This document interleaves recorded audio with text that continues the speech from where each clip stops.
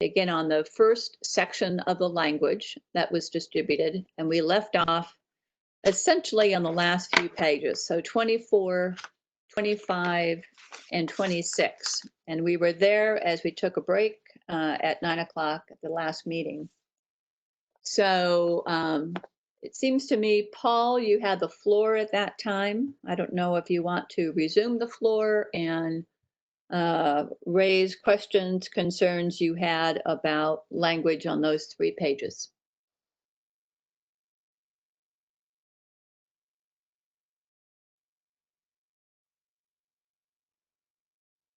And you're on mute if you, actually, I have you on mute and I don't have a video for you. So are you calling in, or maybe you're not quite yet on? Just in.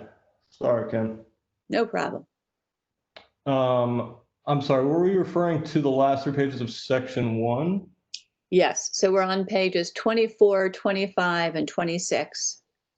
And we were just about to wrap up, and I think you had some concerns, and I'm not sure whereabouts on those 3 pages, but you were raising them as we were cutting to the public at that point in time. So I wanted to get back to you because I think you were the last commenter with those sections. That's very kind of you and considerate, Kim. Thank you. We had, as others commented, we opposed this new discouraged use section, which is 23. We had concerns about numbers 3 and 4 under interim development conditions. We don't feel as though such things should be potentially rolled into as if they had to fulfill the entire vision just to do, for instance, a special exception or small improvements to the property. And we worry that numbers 3 and 4, minor improvements to existing uses and temporary placemaking. We're concerned that this language would sort of embroil them into making a lot more investment than they're potentially able to undertake at a time. So we support taking out 864 through 868. And then. Okay, well, let's stop at that point. Any thoughts and comments, maybe staff, if you want to respond to what you were trying to accomplish with that language there before we open it up for discussion.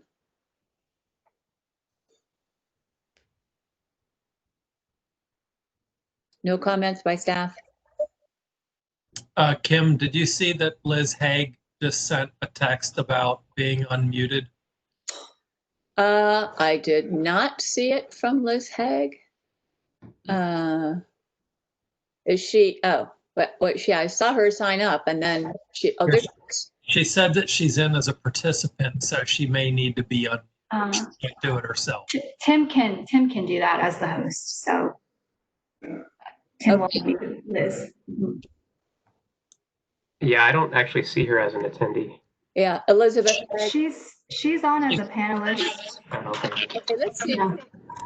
All right, Liz, you should be unmuted now. Yeah. Can you hear me? Yes. Okay, cool. Sorry, I don't know what's going on. Anyway, so I wanted to respond to the interim development conditions, what this is trying to do. It gets at a variety of interim states, and that's what the 1 through 4 is attempting to describe. So it could be anything from number 1, where a project is phased, 2, where it's kind of like an interim use where you don't achieve the full comp plan, but it's something that's allowed, but you don't see it as being the penultimate development. Similarly, 3, minor improvements to existing uses that perpetuate sort of a use that's not the ultimate vision. And 4 is really trying to introduce the idea that we could have pop-up uses or temporary placemaking efforts that can be used primarily to help activate a space. Again, it may not be the ultimate vision, but can be something that we can have for a shorter duration. So I hope that makes a little bit clearer what the 4 different states of interim development conditions are, but I'll take any questions. Yeah, so Paul, your concern is that it's going to put more burden, more financial burden? Yeah, no. The short project? Sorry, I think Rich has something after me as well, so I'll be brief. Yeah, no, and I appreciate Liz's interest in providing placemaking efforts, et cetera, and obviously in encouraging minor improvements. But if you look a little bit further down the page, any such projects would then have to give particular consideration to complying with streetscape improvements as envisioned by the plan. So again, we think that in requiring this to be considered an interim development condition, you're potentially requiring a lot of extra steps to be taken by anyone that wants to provide small reinvestment, small changes in use, pop-up efforts, art exhibitions, that sort of thing. We encourage all those things, but we think that these 2 provisions being in here that will then roll in your 1, 2, 3, 4 below would potentially put a burden on it that would hamper anything from happening. I can see how you could interpret that from this, but that is not the case. It's really about doing something in the shorter term that doesn't preclude the longer term. So in other words, setting things back so that, it will align with the ultimate street network.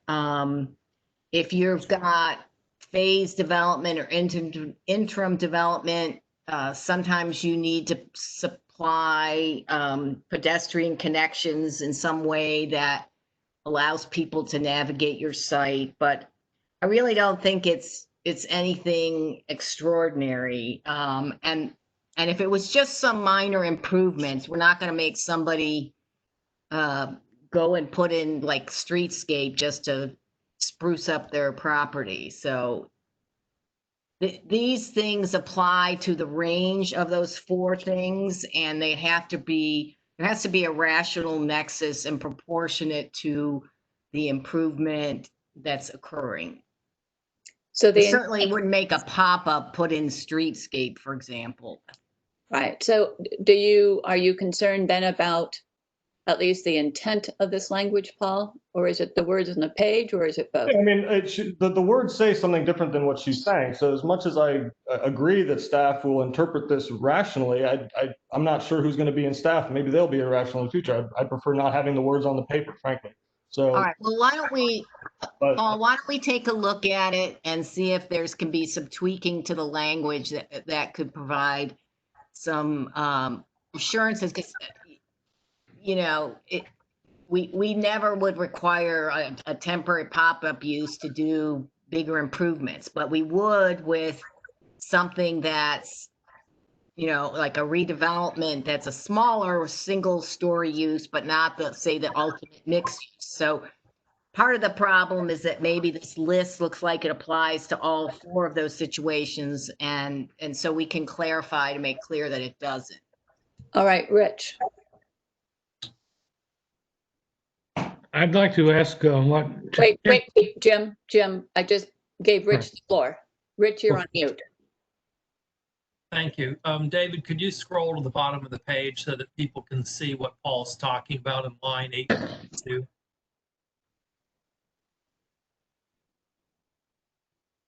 So Liz, I think I like the fact that you guys have written language that gives us the flexibility to address what you rightly characterize as minor temporary improvements, or at least things that may not necessarily be temporary, but improve service. A good example might be adding a drive-through to a bank or something like that, if it seems reasonable and appropriate.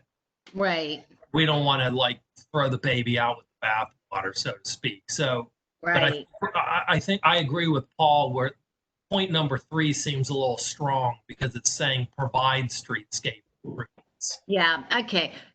So yeah, I think that's the problem. That that really wouldn't apply to all four of those situations. So let me take a stab at, I think I understand where you're all coming from, and we can make sure that what's in our heads is on the paper. Right. All right, thank you. Jim? Okay, yes, I'd like to ask what temporary and interim really means. I mean, Maine Navy was a temporary building, was there for 40 years. So perhaps we ought to be something like not to exceed something. And also, it should also not interfere with the ultimate implementation of the plan. Yes. Right, all right. Anything else? On these 3 pages, I think 25, page 26. Parcel consolidation.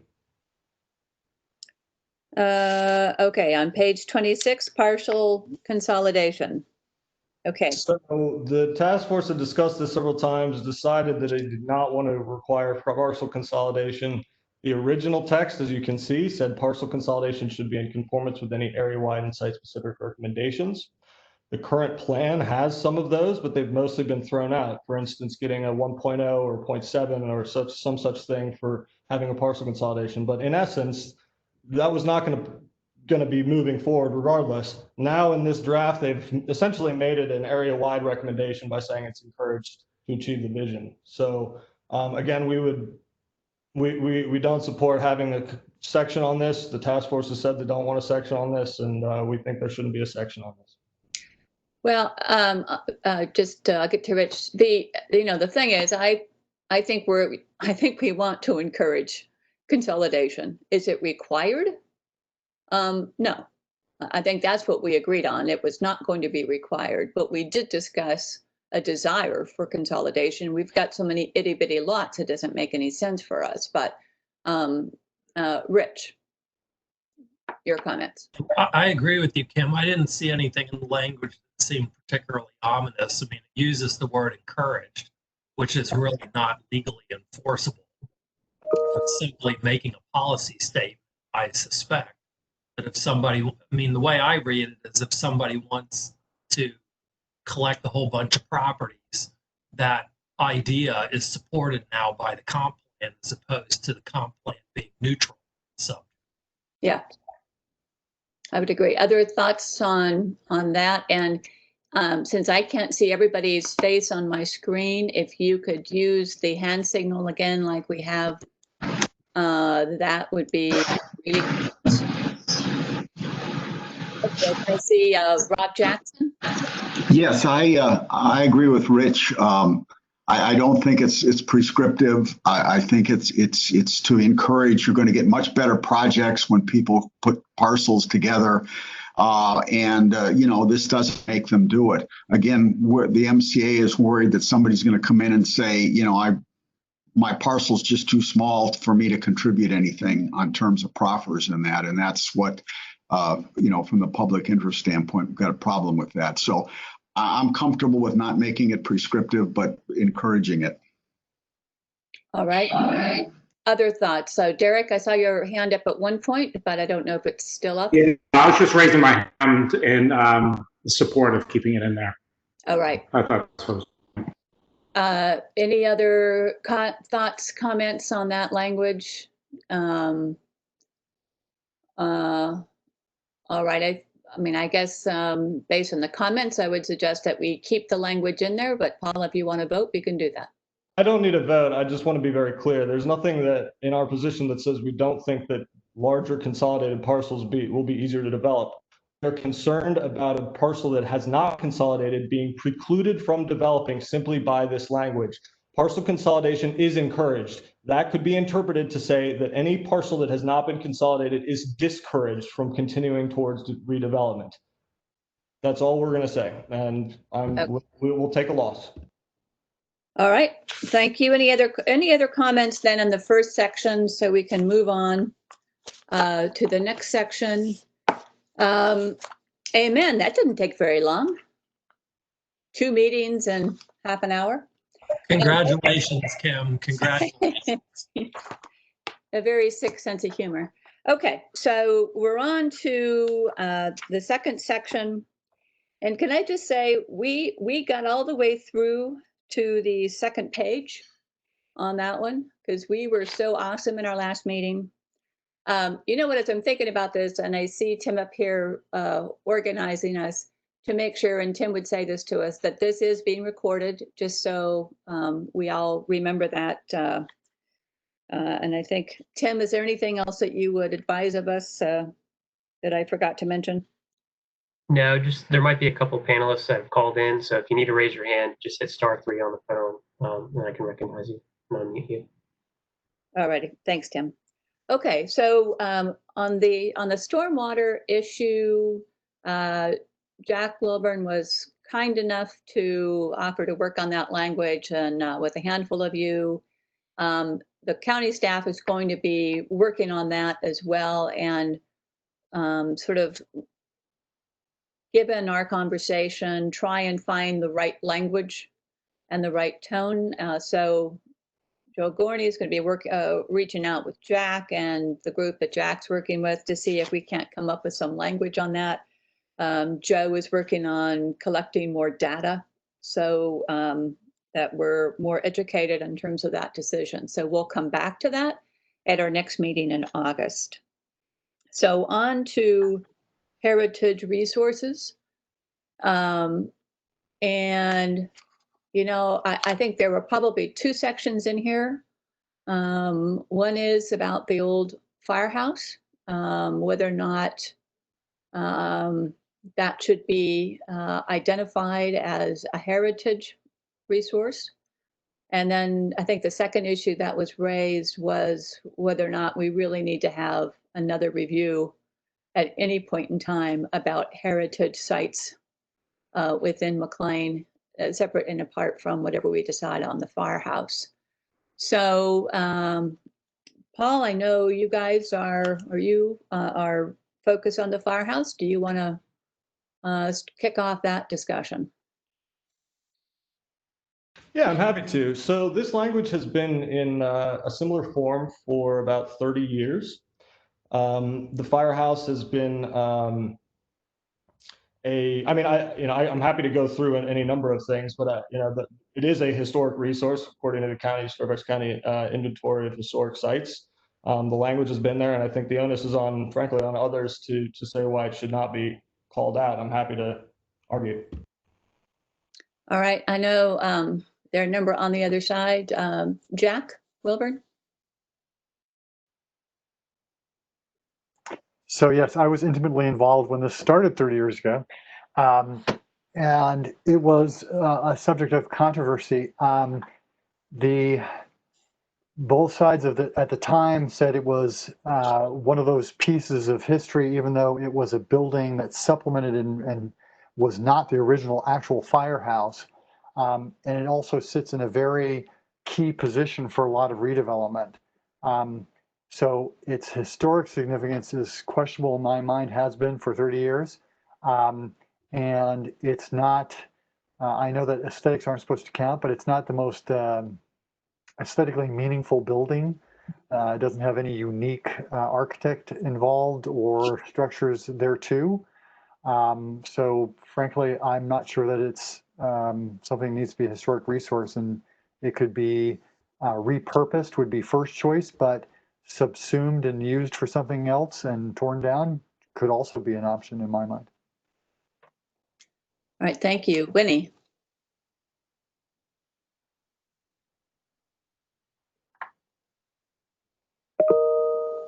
Winnie, you're on mute. Yeah, I think I'm on now. I got a long conversation from some lady, excuse me. I just don't know how many heritage places there are in McLean.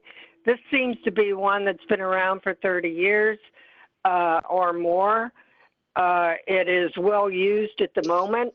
I agree that it's sitting in kind of an interesting spot. I have seen proposals to utilize it as part of a community park, maybe not the whole building, but part of it. I don't think we should just toss it out by any stretch of the imagination. So I would vote to keep it in. All right, thank you. Rich? I agree with Jack and Paul. I don't think that it's a historically significant resource. That if the right development proposal came along that called for removing it, I would fully support that. I appreciate and respect the people who think that it should be saved. I just happen to not be one. All right, thank you. Kelly. Yes, I would vote on the side of keeping this language to the extent something comes up down the line that it needs to be, a change needs to be explored. I think it can be explored at that time, and until then we should protect it. One of the things we did, as we talked about, you know, the central zone and whether there needed to be government public space there, is that we would not require a public building. And certainly the old firehouse provides a location where those types of government public activities can continue to occur. So I would vote to keep this language. All right. Anybody else who I haven't called on? I think. Yeah, Kim, I would just like to Bill. To join this conversation a bit, and I would like to understand what historic resource actually means in the context of, I guess it's Fairfax County. I mean, does it mean that it must be preserved, or we acknowledge that this building and location was used for something that was historic and we should remember it? What exactly does historic resource commit us to do? Hi, this is Denise Dressel. I'm with Heritage Resources in DPD. I think I can help answer that. In this case, the old firehouse is recommended, is acknowledged by the comprehensive plan as being a historic resource. That means that we as staff will advocate for the preservation of the building as we are doing here, but it does not in any way restrict the owners of the building from altering the building. It's changing its use if it's within the, the correct zoning, or going through a rezoning or anything like that. It does not put any protection around the building. It advocates, it allows staff to advocate for the preservation of the building, but there's no legal restrictions over outside of the typical zoning that is placed on the building. So it essentially legally, it just commits the staff to be an advocate for preservation, but it doesn't do anything more in terms of actually designating this resource for preservation. Is that a correct interpretation of what you just said? Legally, yes, that's correct. That's correct. The History Commission makes the recommendation to the Board of Supervisors that when it wants to place a resource on the inventory of historic sites, but there are no legal restrictions that come along with that designation in the comprehensive plan. All right, so my recollection of the write-up of this building and the location was there was as much in that write-up of the use of this area as it was the building. And as Jack and others have said earlier, I don't find this building of particular architectural or any real significance. I do recall as being a member of the community, the MCC Community Task Force that looked at relocating the uses in this building to a new community center, which ended up not moving forward. Is that the comment from the community center was this was a very expensive building and relatively inefficient building to maintain for the current use. And while it is certainly being used right now for a good purpose, to me, it doesn't mean that we can't find a better location and a better building for those uses, and we can't find a way to recognize the historical significance of this location that was used for other things, whether it's photographs or other forms that could potentially be in a larger public area in this general vicinity. So for a variety of reasons, I don't think that this historical resource concept should be an impediment to a wider, exploration of uses of this site.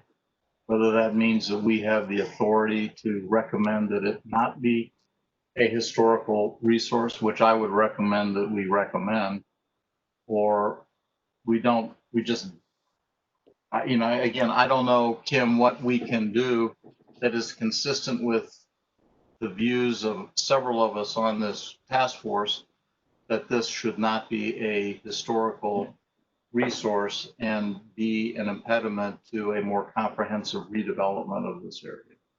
Right. So Rich, you had another thought, comment?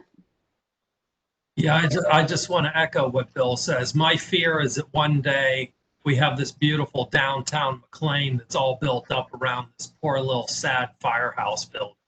And that it should have been, that everyone says, why didn't we tear that thing down? It looks like an eyesore. There's nothing about it that I consider historically significant from an architectural or cultural standpoint.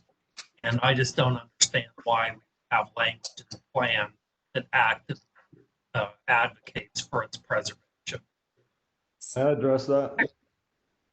Yeah, absolutely, Paul. There's two things that have come up repeatedly. First is that it is an impediment to development. Thankfully, 3 years ago, we had an illustration that this property is not an impediment to development, that is, when we had a development proposal that worked very well without touching this building. That was the Main Street. So therefore, it cannot possibly necessarily be an impediment to development. Secondly, this is 1/2 acre out of 250 acres. It is one of the few pieces of publicly owned land that we have. We do not think that we should just barter this away for some potential development, which is not forthcoming and is not likely to happen. That's strictly on the pragmatic side. On the historical side of this, this parcel has served a community purpose for a century. This was the first incorporated fire station in Fairfax County. Our McLean Volunteer Fire Department put into service Fairfax County's first ambulance, aerial firefighting platform, first female firefighter, first paid firefighter, first minority firefighter. That's just on the public safety side. On the community, for over 30 years, this building served as the town hall for McLean. You voted there, you paid taxes there, you got vaccinations there, you had community dinners there. McLean Days were held there for 15 years. Numerous community organizations were birthed in that building, including the American Legion. And for the last 30 years, it has served this community, controlled by this community, through the McLean Community Center, an award-winning facility that serves more teens per hour than any other Fairfax County teen center. It is free space to this community, and I see no positive benefit of lacking to protect this building. I think it would be a disgrace to sell our birthright for some development. This is the only thing that is historic in McLean, the only thing that does give it a sense of place, the only thing that is a landmark that we can control. So if we decide in the future that we don't want the community center using it, thankfully we control the community center and we can make that decision. But it is a lie to say that this is in any way an impediment to development or that it is in any way not historic.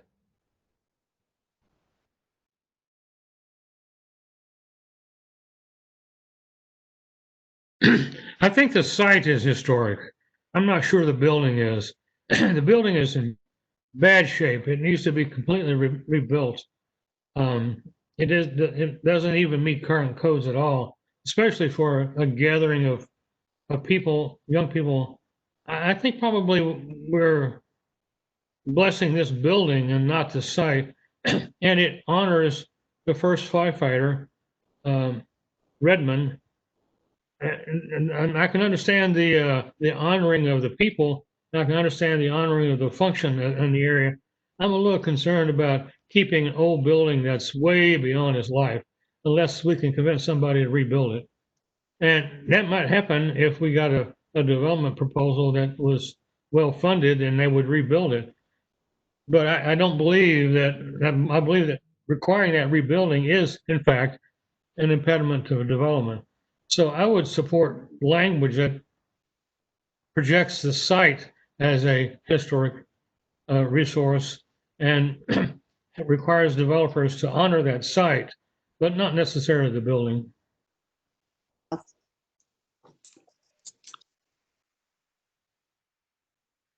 And you're on mute if you're trying to talk.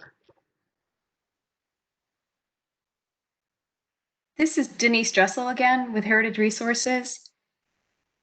I don't want to speak out of turn, but I can't see everybody, so I don't know if I'm speaking out of turn.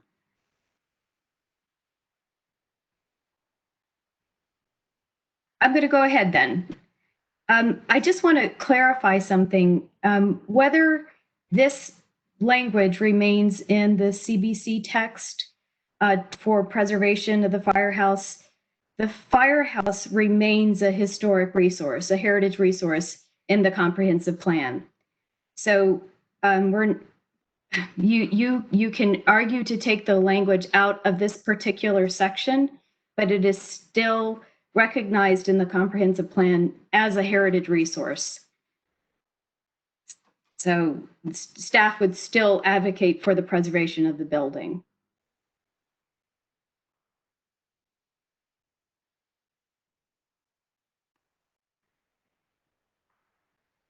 Hey, Kim, if you're trying to talk, you're on mute right now.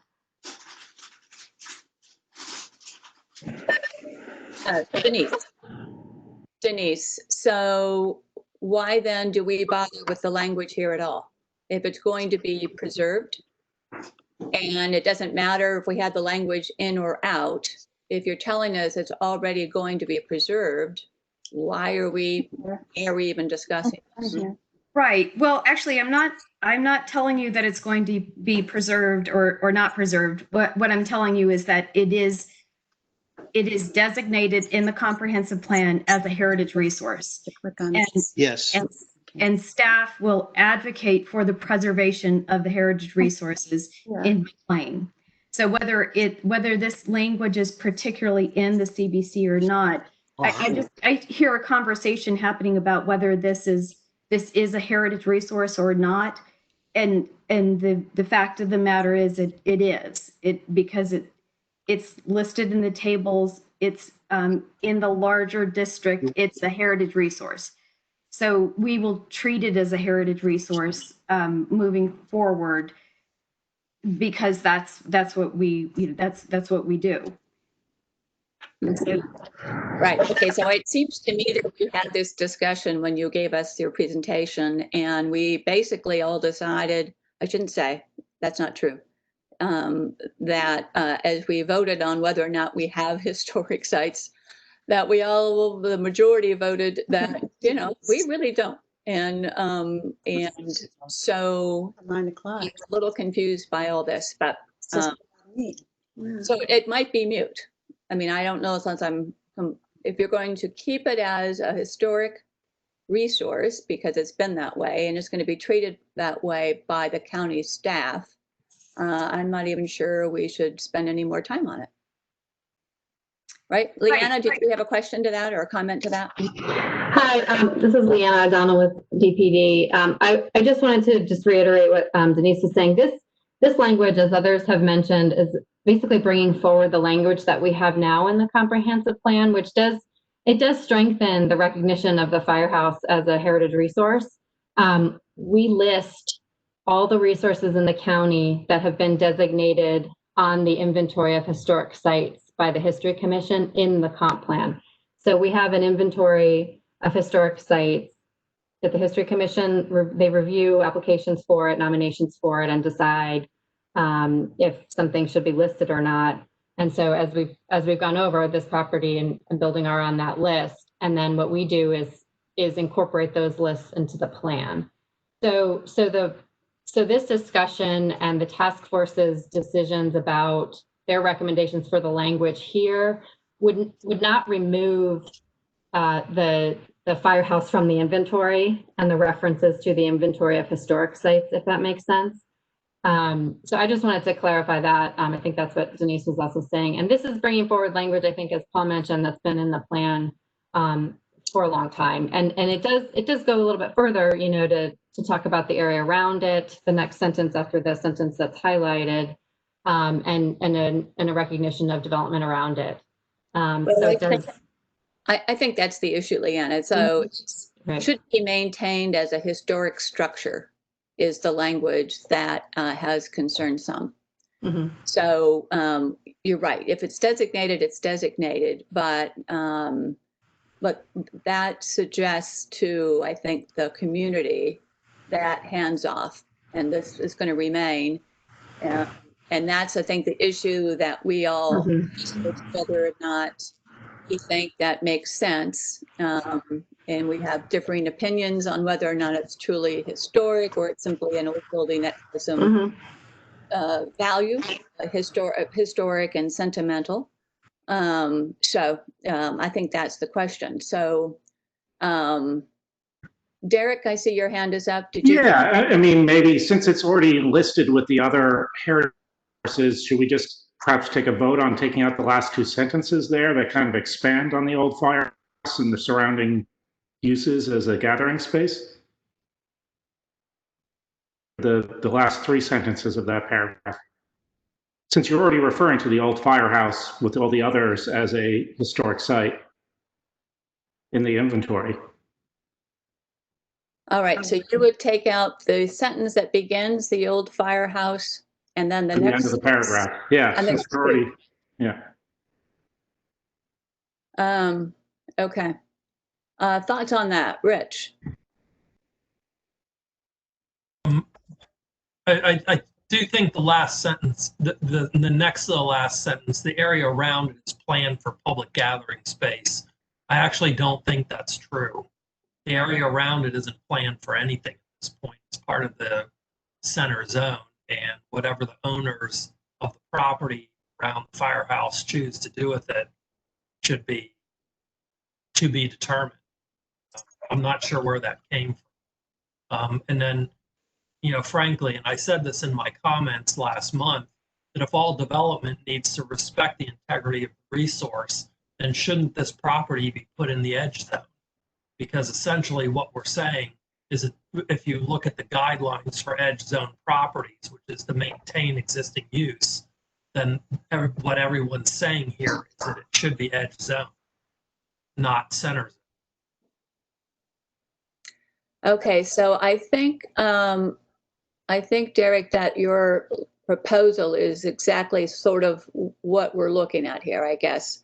So, so to be clear, that the firehouse and all the other sites that are listed above that section will remain on the list that the county provides and will be attached to this document.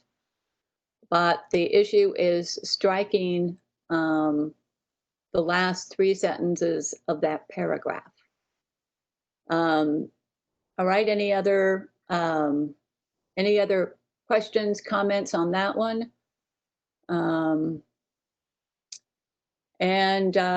Okay, so let's have a show of hands in support of that language. Please put your hands up on the screen.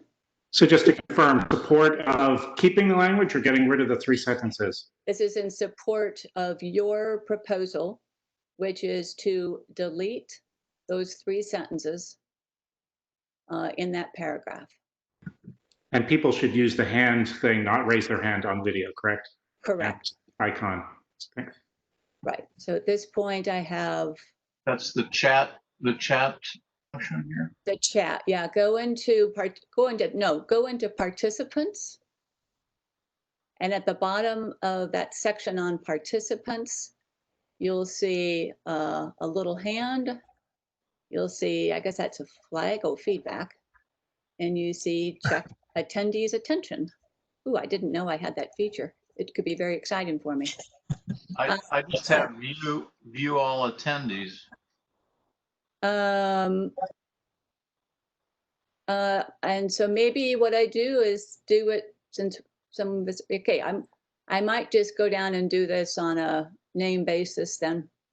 What if we raised our hands in the chat function and said we wanted to chat? Does that show up on your screen? Chat. No, it should be in the participant pane. At the very bottom right of the participant pane, you should see a hand. Yeah, if you go to there it is. I see it. You see it? If you go to the participant section, yeah. I got it. All right. All these functions are different on different platforms. Yeah, now I've, lost my screen. Here we are, we're back. All righty. So any other questions? That everybody who wants to raise their hand, raise their hand.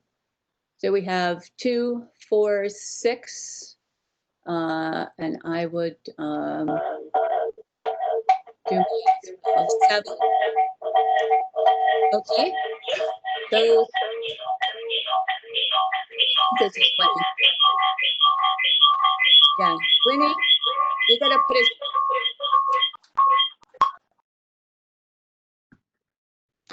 Jim, did you raise your hand on your video screen? You voting, Kim?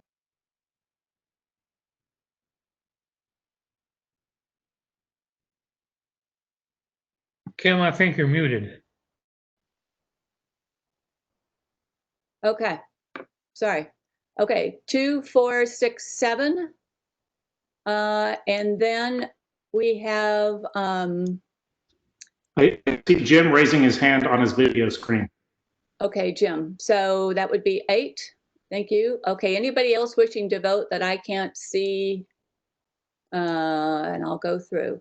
Okay, let's go back now. And for those of you who put your hands up, take your hands down.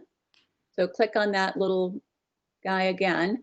Those who oppose, put your hand up.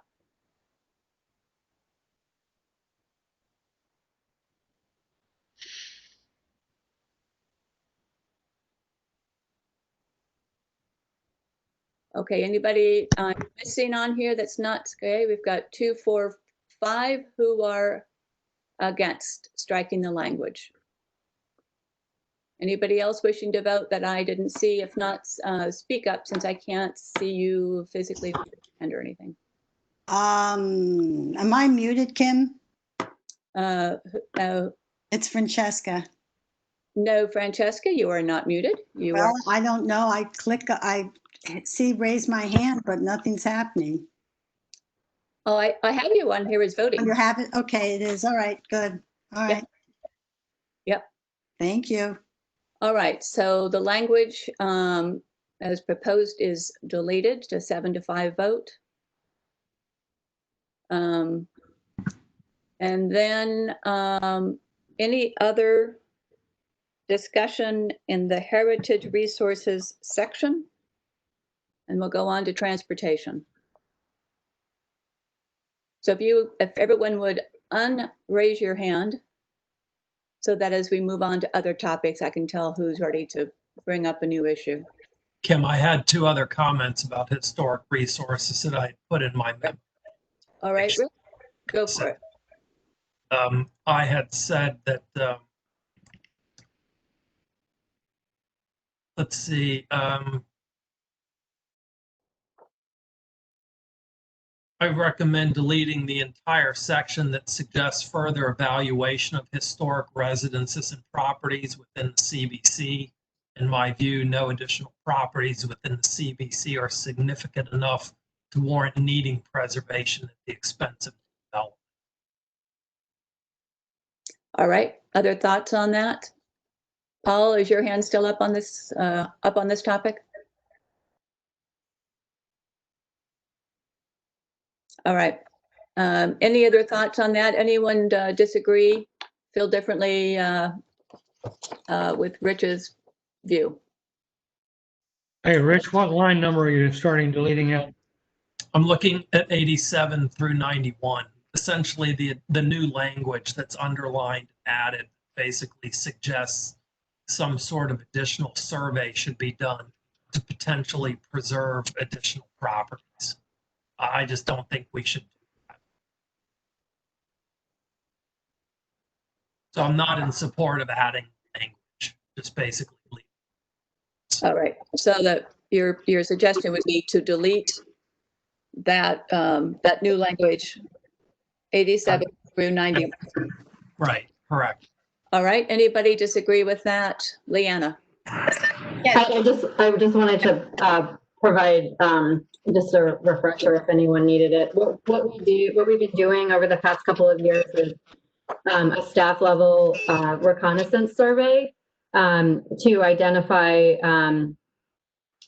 potential resources. So that doesn't mean that that a structure or location would necessarily rise to the level of being on the inventory or the National Register, but what we're trying to do with each study is do this type of survey, flag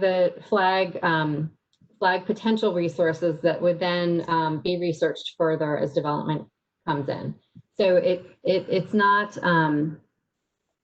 necessarily leading to a requirement for preservation, but I just wanted folks to know that this is occurring in other sections of the plan, where we will note when we did a reconnaissance level survey and kind of a general overview of what's there, so that we're letting people know about the history of the area and that we've done a more updated survey than previously.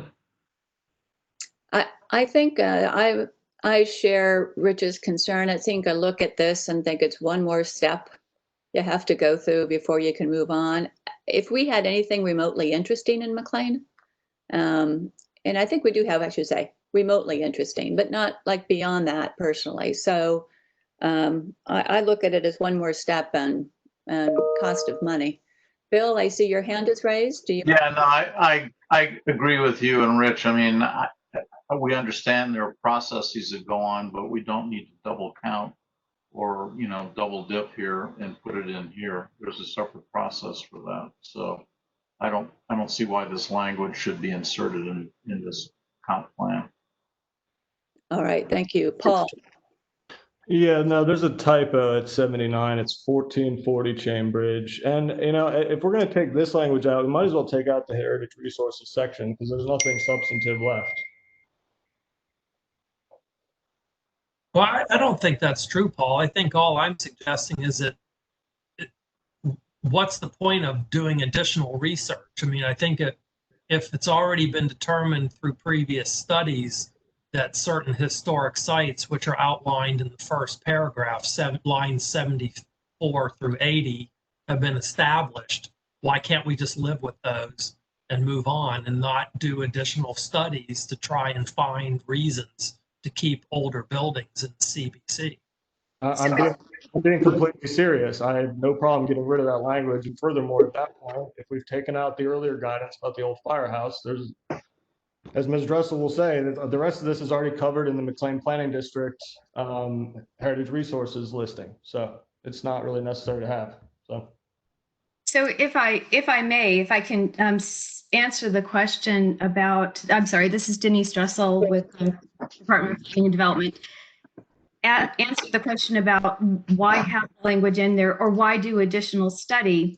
So the reconnaissance level survey identifies potential heritage resources. And for instance, we identified the McLean Medical Building, which was not, as you are aware, was not flagged for preservation, but rather was flagged for further study. So we got documentation on that medical building. We're also, I believe, got a proffer to do some interpretation. There's going to be an interpretive installation in the private public space in front of the medical building. And that is because we identified it and we were able to work with the developer to document the building, which helps us understand for the future what the development conditions were and what, as McLean moved through its history, we have that building documented, and it will no longer be on site. It will no longer be part of the community. And furthermore, we were able to work with the developer to get a benefit, a public benefit from the removal of that building. So, and that's going to be the interpretation that's going to happen with that public space. So there are reasons to go ahead and identify these things and to do that further study, because we do gain knowledge from those further studies, and we get the public benefit when working with a developer. So the community gets something, the historical community gets something, and the building is preserved at least archivally. All right, thank you. Thank you, Denise. Other thoughts and comments? All right. Should we vote on this language, whether or not we're going to strip it? Paul, I see your hand is up still. Did you have anything else? Okay. Okay, those in support of deleting this language, please put your hand up on the chat list, and we'll move on from there. All right. I've got 1, 2, 3, 4, 5, 6, 7. I don't know. I'm looking for. Okay, 7 in support of deleting the language. Then let's move on to, if you would take your hands down, and we'll vote for those who oppose. Okay, those in opposition, please raise your hand in the chat function. Please note that Jim has his hand up on his video. All right, thank you. Thanks for calling that out. All right. So we have then just 3 voting in opposition. All right. We'll move on. Anything else in heritage?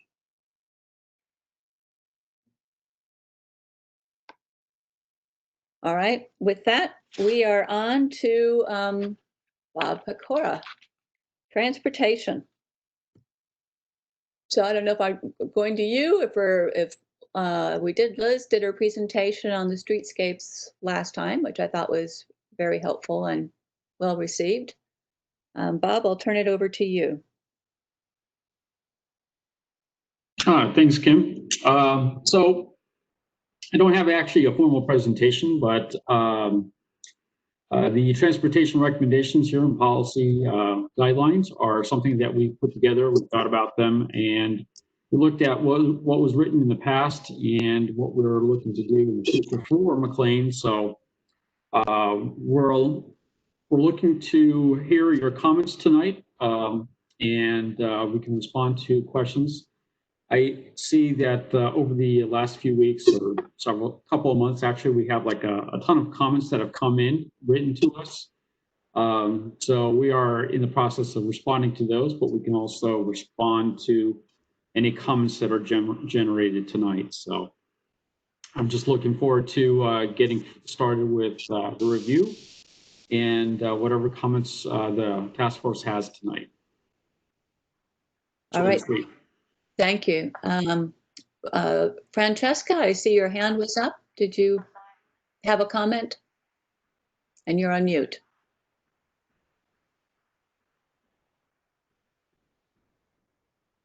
No comment, sorry. All righty. Rob.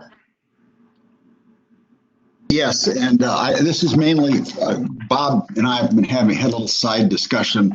I just wanted to note, and I sent to a lot of folks, the fact that in July at the Transportation Planning Board meeting, the TPB adopted the new plan and map for the National Capital Trail Network. And it covers, it does not include McLean. It does not include any connections to McLean, although it covers, it is within, each trails are within a half mile of 136 of 141 different activity centers. So I'm suggesting that maybe the Transportation Department and VDOT should take a second look at this, that, you know, are we coming up with essentially a trail plan for nowhere? I'm not saying we shouldn't have pedestrian and bike improvements in the CBC, but they're not going to connect to anything. I think that maybe we should take a second look at them and just seeing them as largely intra-CBC facilities, and that maybe some of the high cost associated with the street improvements could be rolled back, and we could put the proffers into other spots. So I know Bob has said that the county has looked at some of this stuff, and I just wanted to put it in for the record. All right, thank you for that. So other questions or thoughts on the transportation? So in terms of the earlier studies that VDOT has done for us, it came back quite encouraging in terms of traffic. The streetscapes, I thought, again, were well received. And I think to your point, Rob, yes, they're expensive to do given the current state of our streetscapes and where we would like to end up. So, Rich, I see your hand is up. Yes, I'd just like to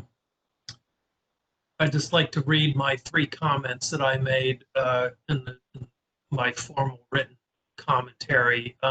Number 1, I continue to be concerned about the emphasis being placed on bicycles as an important mode of transportation. I am not hearing this from many community. Unless the county is going to step in and fund significant streetscape improvement projects to make continuous networks for bicycles, I am skeptical that anything useful will ever be constructed for redevelopment of private property, and that significant real estate needed for bike lanes will be a major deterrent to redevelopment. Number 2, severing Elm Street connection to Chainbridge Road. Since there are numerous local businesses along this block, I believe it is critical that the wording of this idea be carefully crafted. This would be in lines 153 through 159.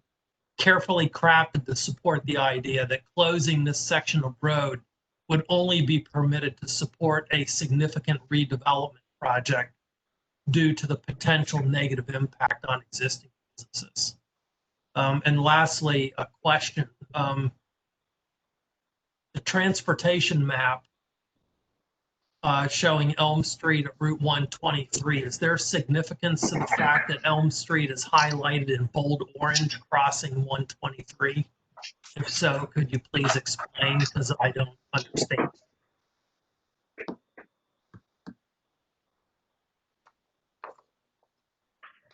David, can you scroll back? You just had the map there. And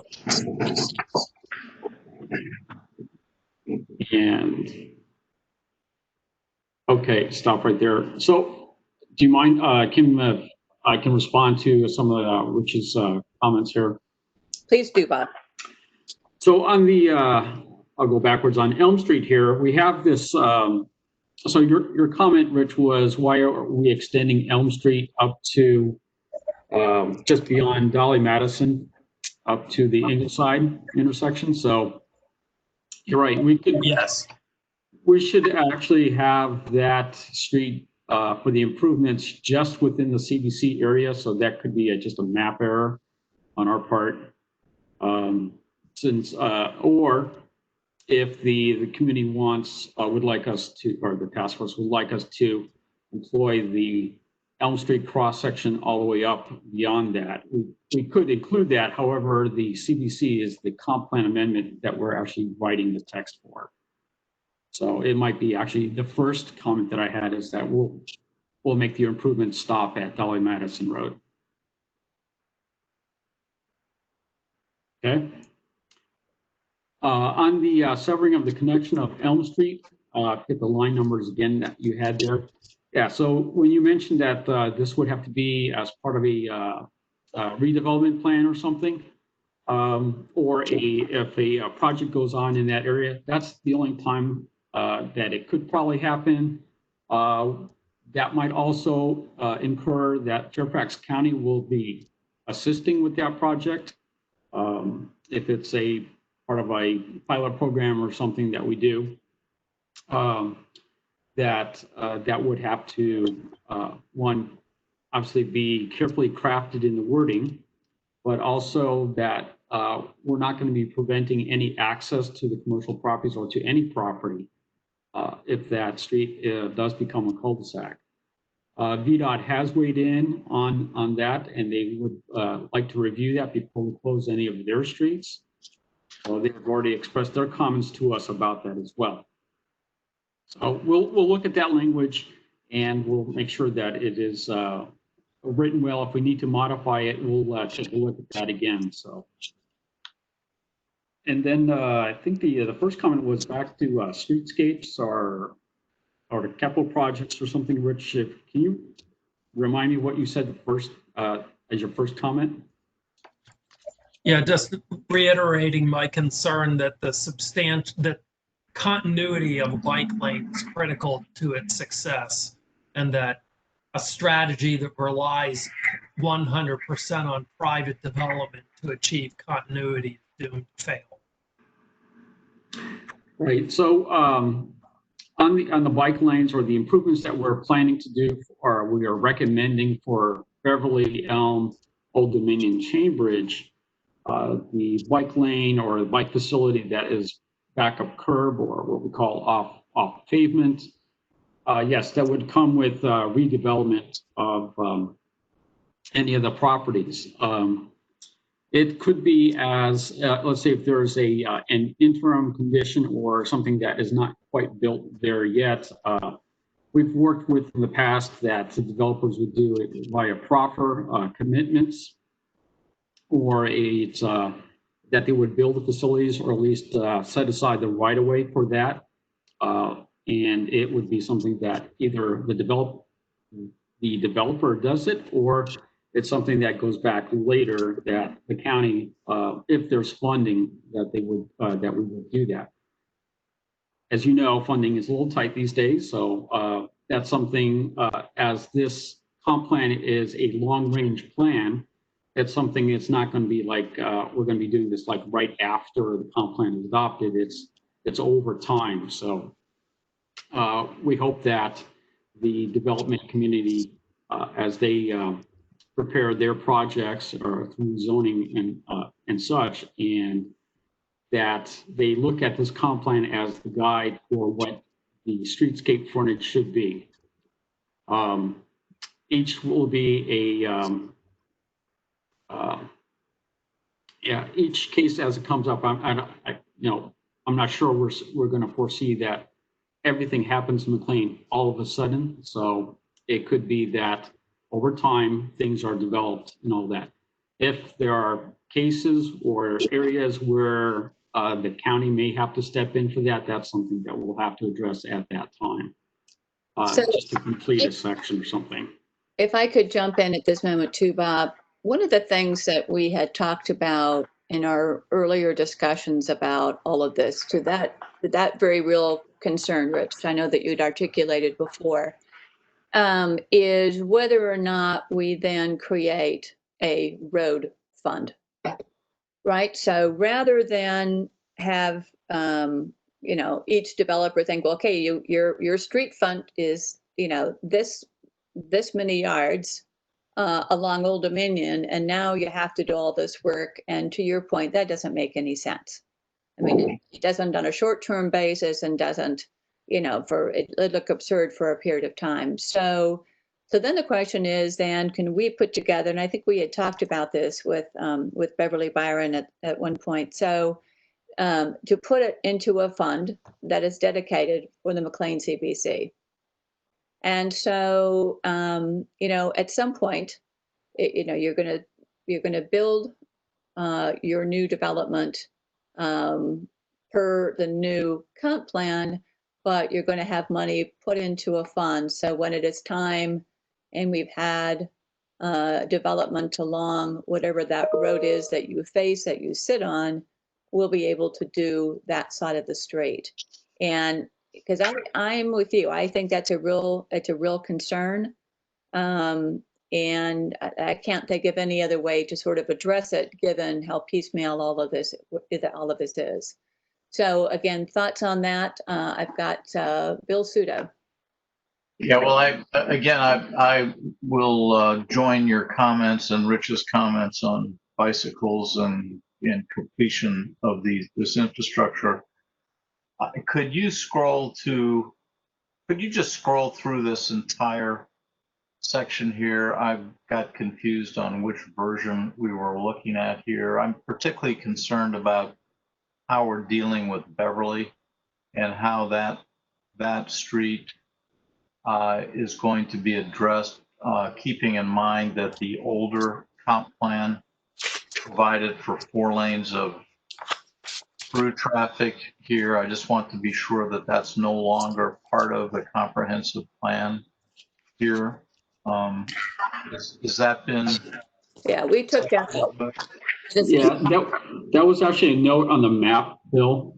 And that's David just scrolled past already. It used to say 4 lanes or the number 4 on the line. With our traffic analysis that we completed, it was found that we do not need 4 lanes. So we're showing on this map graphic is for Beverly that it's a 2-lane road improved. And that's why it has the orange color. So it's not 4, it's 2. That's good. And, you know, my only other comment, whether we need to do anything about it or not, again, in terms of, I don't even know whether I would call it historical presence or just a vista that has, for me, you know, unique significance for McLean with all the very mature trees, with the setbacks that we have with most of the buildings there, the ability to preserve those vistas, to encourage sidewalk dining, to include that as a walking area that intersects with Elm Street, that in many respects to me and to some of my colleagues on the MRC is the center of McLean. I know we've designated this for encouraging assembly and higher density, but the look and feel of Beverly in particular is something that I certainly would like to preserve for the future. And if there's anything we can do to the language here to reinforce that, I would certainly encourage that. All right, thank you. Jack. So I hear what Rich was saying at the beginning about his comments. I believe that might have been superseded by what Elizabeth had presented at one of the last meetings, where the alternative streetscape that uses an interlaced bike path with sidewalk, so that you don't have these sort of dedicated bike lanes running through the CBC. That's why I was so enthusiastic about that plan, because it makes it comfortable that if you do have bikes, you have a reasonable get by pathway for someone who picks up a bike and just goes from one end of McLean to the other as a casual bicyclist, not me and wearing too much latex and going 20 miles an hour.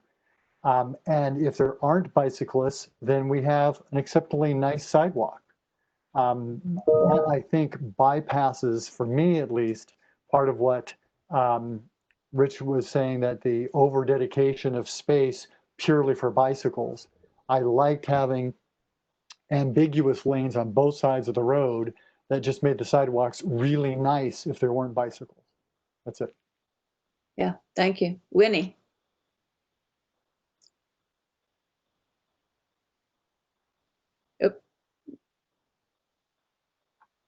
Winnie, are you there?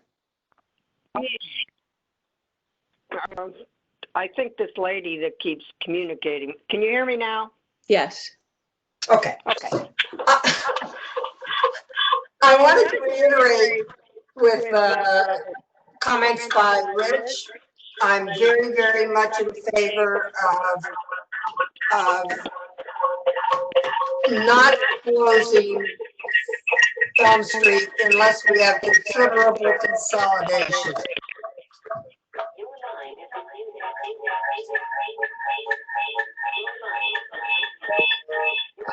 Winnie, I don't know if you have two devices on, but when you do, there's a lot of feedback.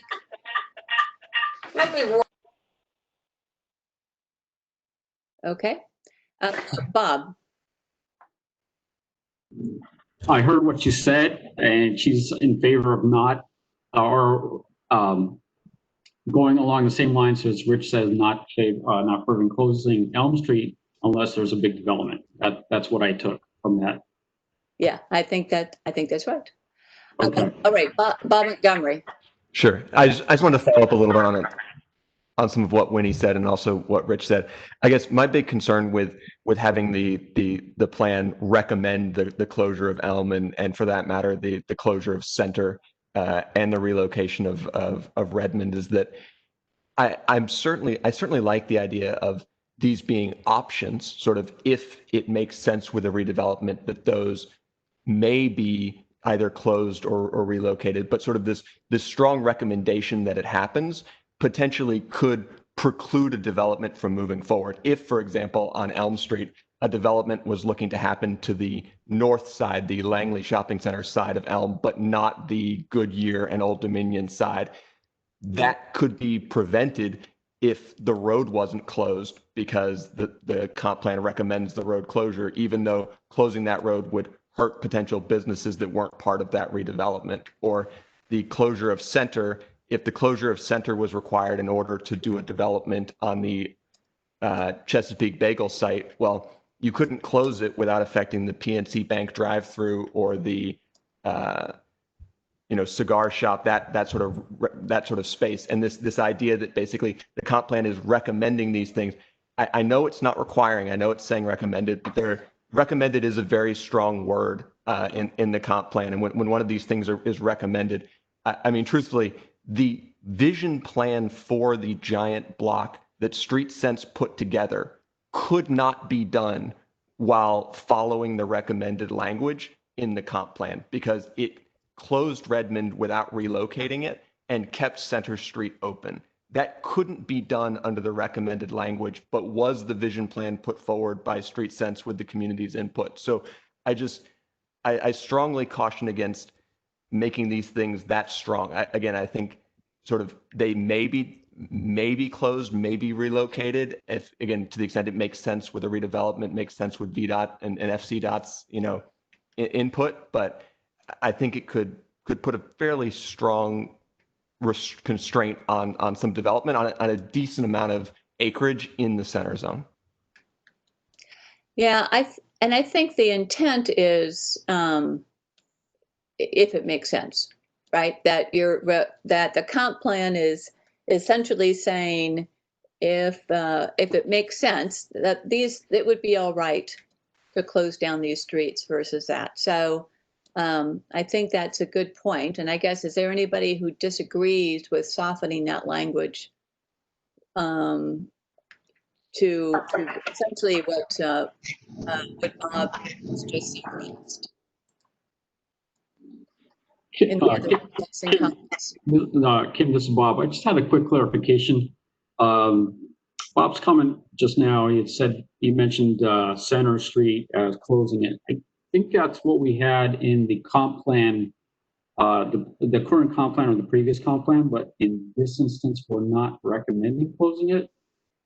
We only looked at Elm Street from that perspective. So I'm looking at this map here and it's... could someone just scroll down on it a little bit to that? It's line... It's one of the lines in the actual recommendations text. I don't know if it's either above or below this page. two bullets 153 after the page. Elm Street closure bullet. On page 5. So before it, Yeah, close the intersection of Center Street and Old Dominion. Oh, okay, I Or- see that now. Or relocate Center further from Chambridge Road. And again, relocating Center further from Chambridge Road would have the same effect of impacting the only access for the PNC Bank drive-through and the only access for a retail shopping center that's on the south side of Center.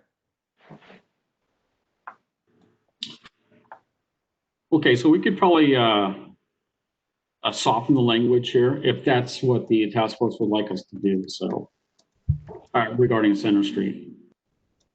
all right, Winnie, we're to give this another shot. Winnie, you're on mute.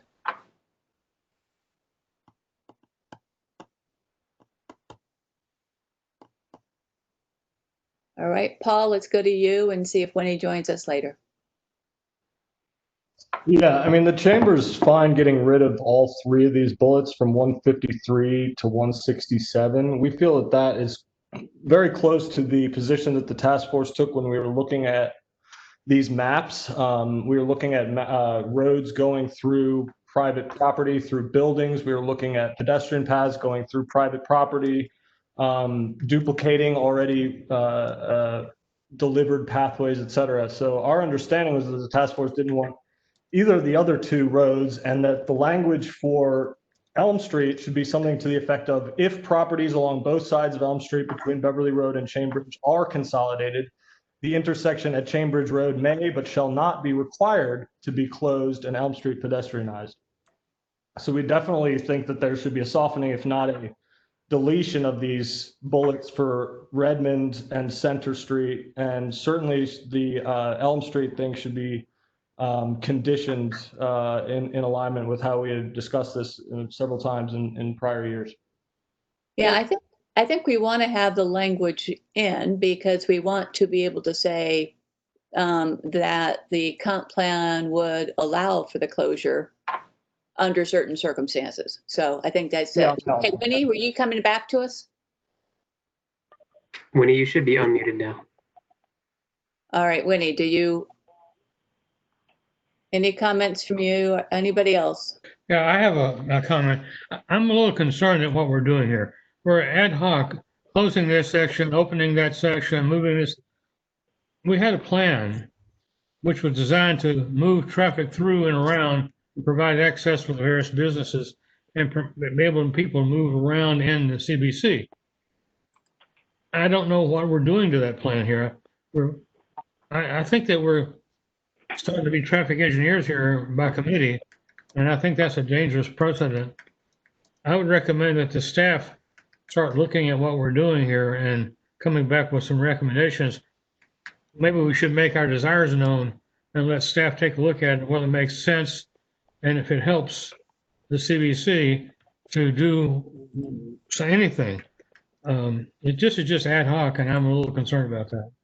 Well, these are all topics, Jim, that we've discussed throughout the course of our 2 years. So it's not a new topic. And I think the question is whether or not the staff draft has accurately reflected, I think, which is what the goal was for the group, which is to have options. And that there are reasons why we might want to support the closing of these streets should a development warrant it. We wouldn't do it willy-nilly. That's what Montgomery is saying, that it be done to make sure that it's not required or even perhaps as strongly recommended. It's just that if you come up with a good plan and we have other options for them, and we don't need those streets, that we can use streets and to create a different kind of development that would benefit the community, we want to put it on the table. So I think that's, but these are not new topics. So they're not willy-nilly. Others? Okay, I think we should, Bob Pacora, then go ahead and just sort of look at that to see if we can soften that language That's all right? Yes, that's fine, Kim. We could take a look at that, definitely. I've been taking a lot of good notes from the people who have commented just now. All right, thank you. And, okay, so continuing on, we have the one thing that I wanted to get to, so we went through the streetscapes that we discussed with Liz. Again, I think the feedback was very positive on that. The one other issue I really wanted to get to was parking. We did not have and I think that's like the next big topic. And as we can all imagine, that's a pretty hot topic for McLean. We all like our surface parking. We like to be able to zip into our grocery stores and our drugstores and our dry cleaners. At the same time, I guess the one thing I am concerned about is we have a lot of parking that is really unattractive with strip mall on the back, and somebody out there somewhere will do a project and it's going to be, gorgeous and the best ever and all of that. But, I just would hate for us to go back to a different form of street, even street parking, structural parking, and a big lot in front of a building. So unattractive. At the same time, it's a real issue. So actually, Bob Montgomery, maybe what I'll do is turn it back to you. You raised the topic and I defer to the discussion until this meeting. So let's start, if we could, with your thoughts on parking. Kim, can Sure. I jump in before we get into the parking, which I think is going to take a while? I thought we were going through the rest of those sections. So I just had a comment on the pedestrian recommendation. I apologize for that. So it would be the first bullet under the pedestrian facilities recommendation, where we talk about what page? I'm not sure I'm in the same version you're in. So it'd be pedestrian. Yeah, that first bullet. Okay, you have it. I don't have this version. All right, I just want to make sure we talked about accessibility. And I know we have the word comfort, which I'm not sure what that means. So, but I do see you've added accessibility. So thank you. Okay, so page 7, that's where you're at. Okay, so is this taken care of, do you think, with this language? Kelly? Sorry, yes, thank you. You're comfortable? Okay. All right, I'm sorry to jump ahead. So yeah, pedestrian. Anything else? We've talked about the bicycle trail network, and I think Rob Jackson, that was a good recommendation to look at what else we might connect with. Access management, transportation demand management, and then we touch on parking and get into all the different lanes and all that kind of thing. So let's then jump back into then parking. Do you want me to go ahead and chime in on that a little bit? Yes, Bob, if you would. Thank you. Sure. And I brought it up on one of the other topics, but you're right. It's here again in the section 2, and it was more just generally. I just wanted to provide a lot of the feedback that I had heard from the community when we had gone through sort of a public process of getting input was they were very worried that McLean was going to become like Tyson's or Reston. I think you all probably remember about 3 years ago when Reston decided to pay for parking meters on all their parking garages, which was not particularly well received by a lot of people. And it was definitely one of the bigger concerns that we've heard from the community was we really don't like this. We like to have, free parking. We don't want to have to park in a parking garage, particularly like you said, when it comes to things like your grocery store, your pharmacy, your dry cleaner, things like that, there's certainly a place for structured parking. Like, believe me, I understand that, particularly with, when you have apartments and an office and these type of things. But at the same time, I don't think that there's a big push in the community to park in a structured parking garage to go to their grocery store. I think that a lot of people live in McLean because they like to be able to park in a surface parking lot and, push the cart out to their car from their grocery store. And if they wanted to park in a parking garage, they would be more out at Tyson's, going to the new Wegmans or the new Whole Foods or whatever. But there's a distinction between sort of what McLean offers in that regard, particularly as it relates to sort of retail parking. And I think some of this language that discourages surface parking lots or says it should be behind the store instead of in front of the store, or would say structured parking instead of surface parking.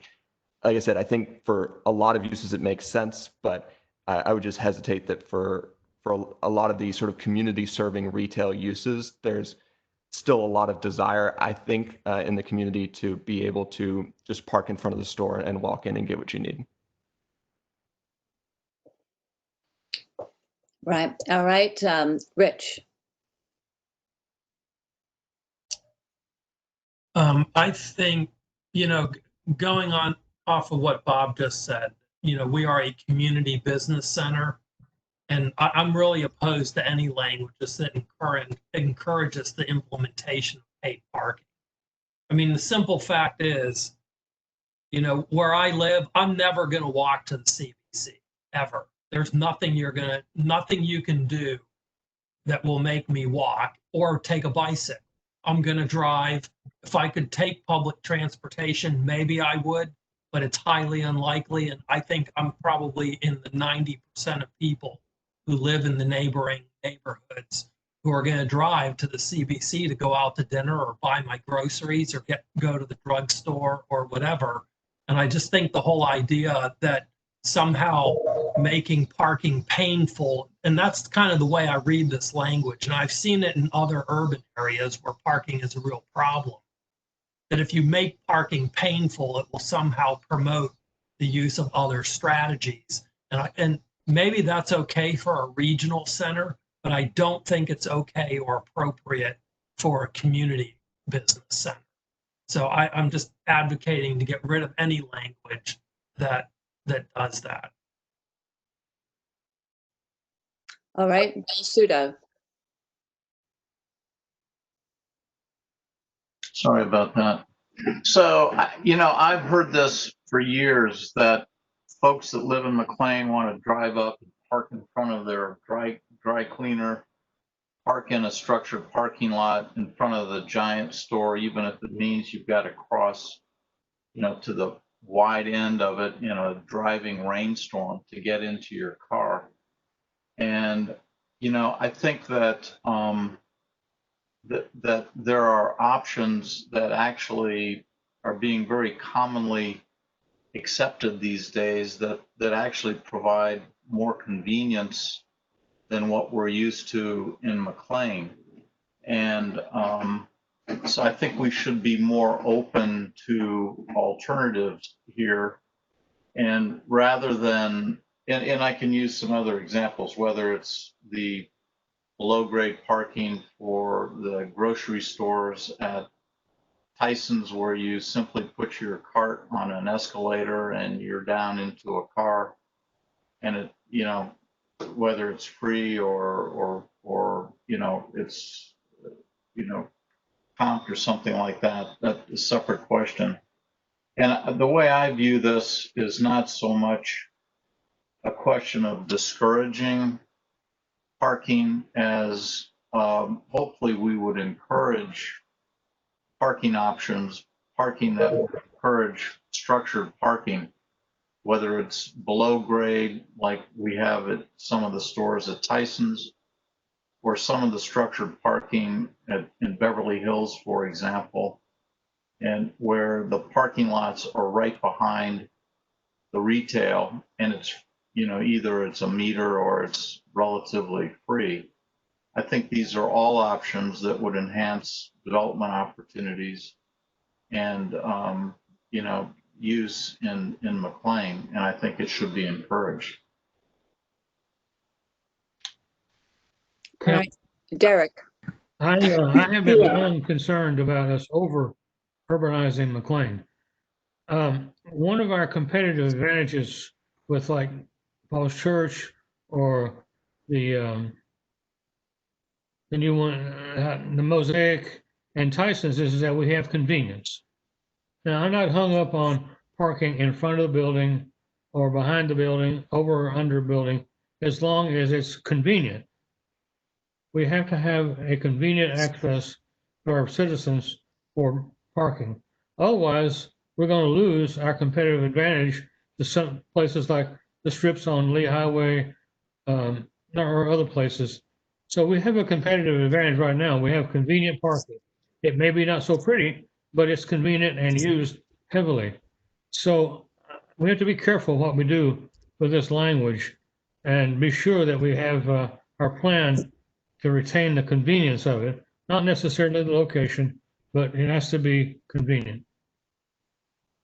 Right. Okay, Derek. Yeah, I tend to agree with both Bob and Rich. And I kind of look back at the public meetings and what I heard from the public was that in the central zone, structured parking is a good idea.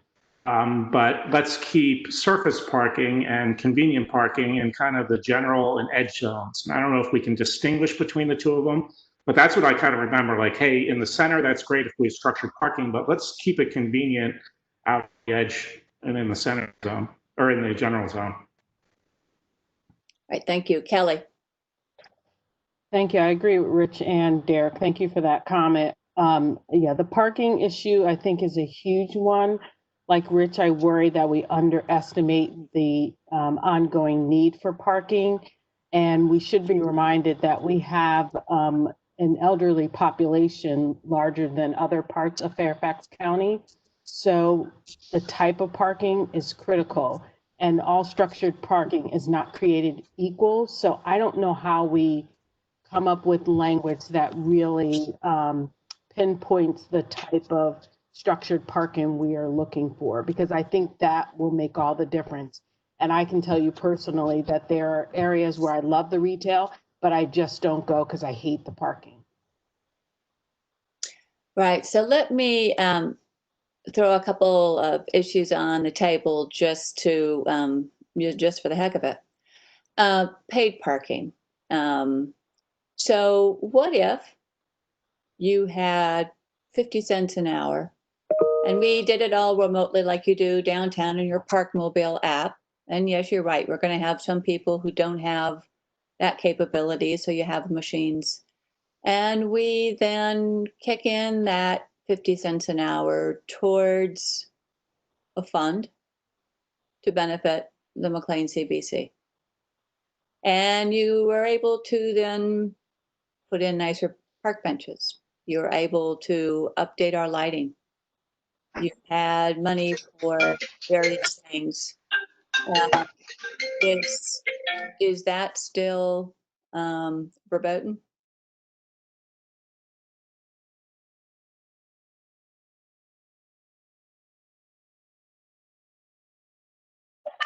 So to that.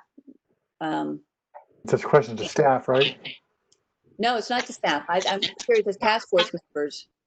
The only reason you'd have paid parking if it's going to benefit us. If it's going to the county, no, thank you. We pay taxes, and if you need more in taxes, then you've got to figure that out. But to me, the only benefit of doing paid parking is if it's going to benefit the community. So if it's not, then absolutely, let's don't do it. And then I think we explain it to the community.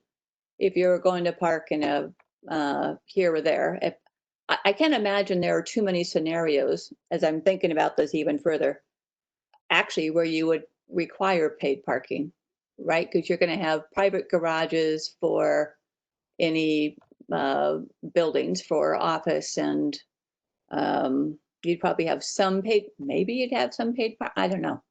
I can't imagine scenarios where we have a need for any paid parking, but anyway, but under that scenario I just outlined, if we have a benefit that's coming back to the CBC to do various things with it, is that still not something to pursue that would still be vehemently opposed by the community? So I'm just looking for feedback from task force members. Well, I mean, again, to reiterate, I certainly would not be opposed to any form of parking that was structured in some respect, but you obviously you're not going to do something that isn't convenient and doesn't work. I challenge anybody who would say that a parking place directly under the Giant store is less convenient than parking, out in front of it across the roadway. And, similarly, charging for parking could provide a basis for repaying bonds that would contribute to, to an overall development through some sort of creative financing.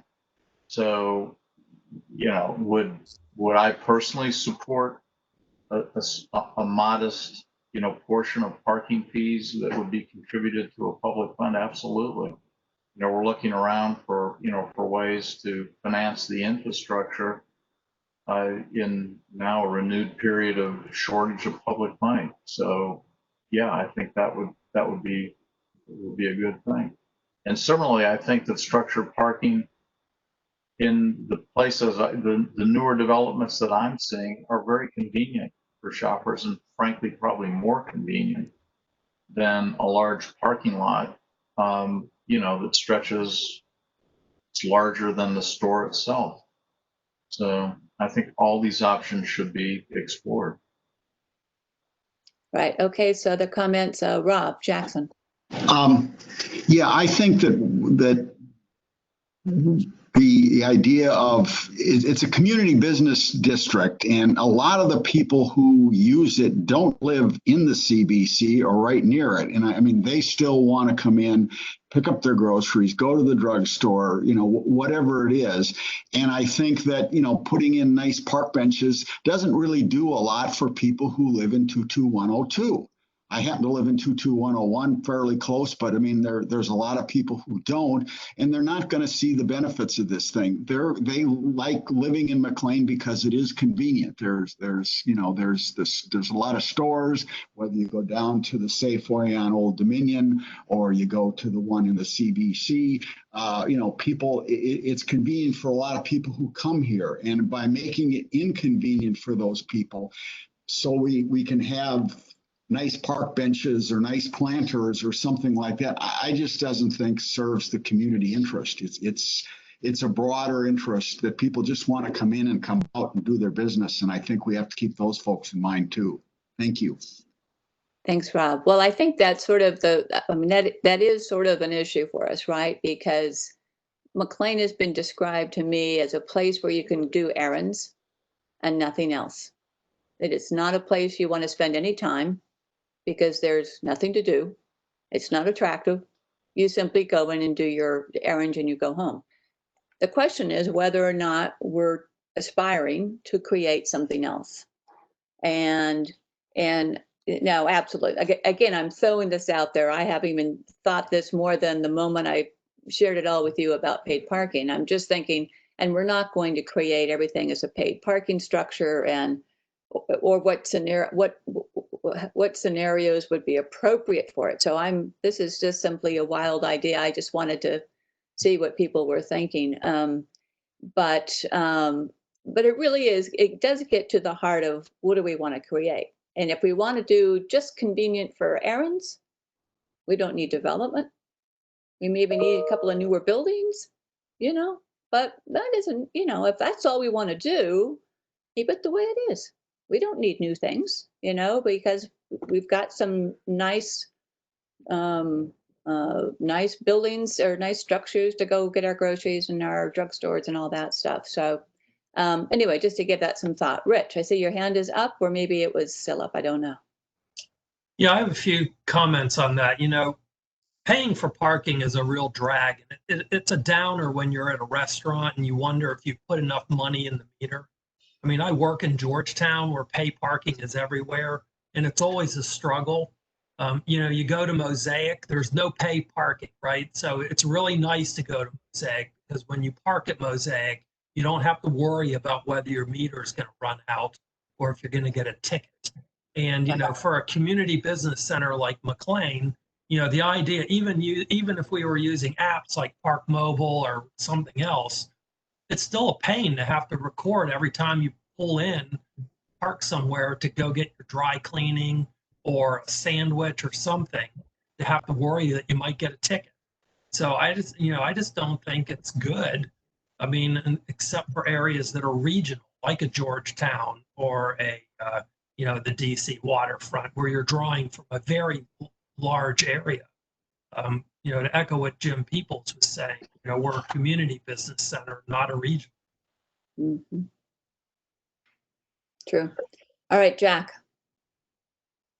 I was just floating a motion is to strike the word encourage parking reductions in line 312 and just say discourage excess parking above minimum requirements. That loosens that language. And then is to take your line about a McLean CBC fund rather than a Fairfax County parking program. It has a whole host of issues because you got to pay for the meters and everything.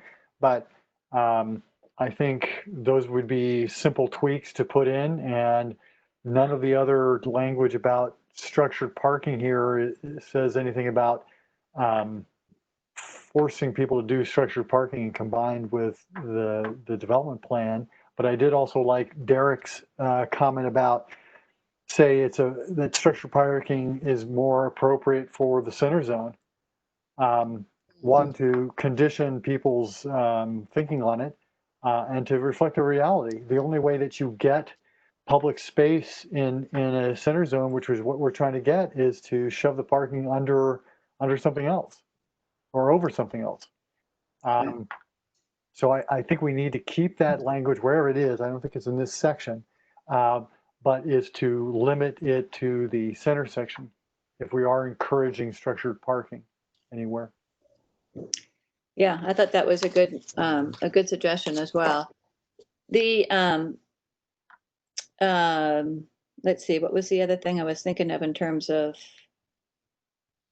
parking? Anyway, I can't recall. Kelly, I see your hand is up.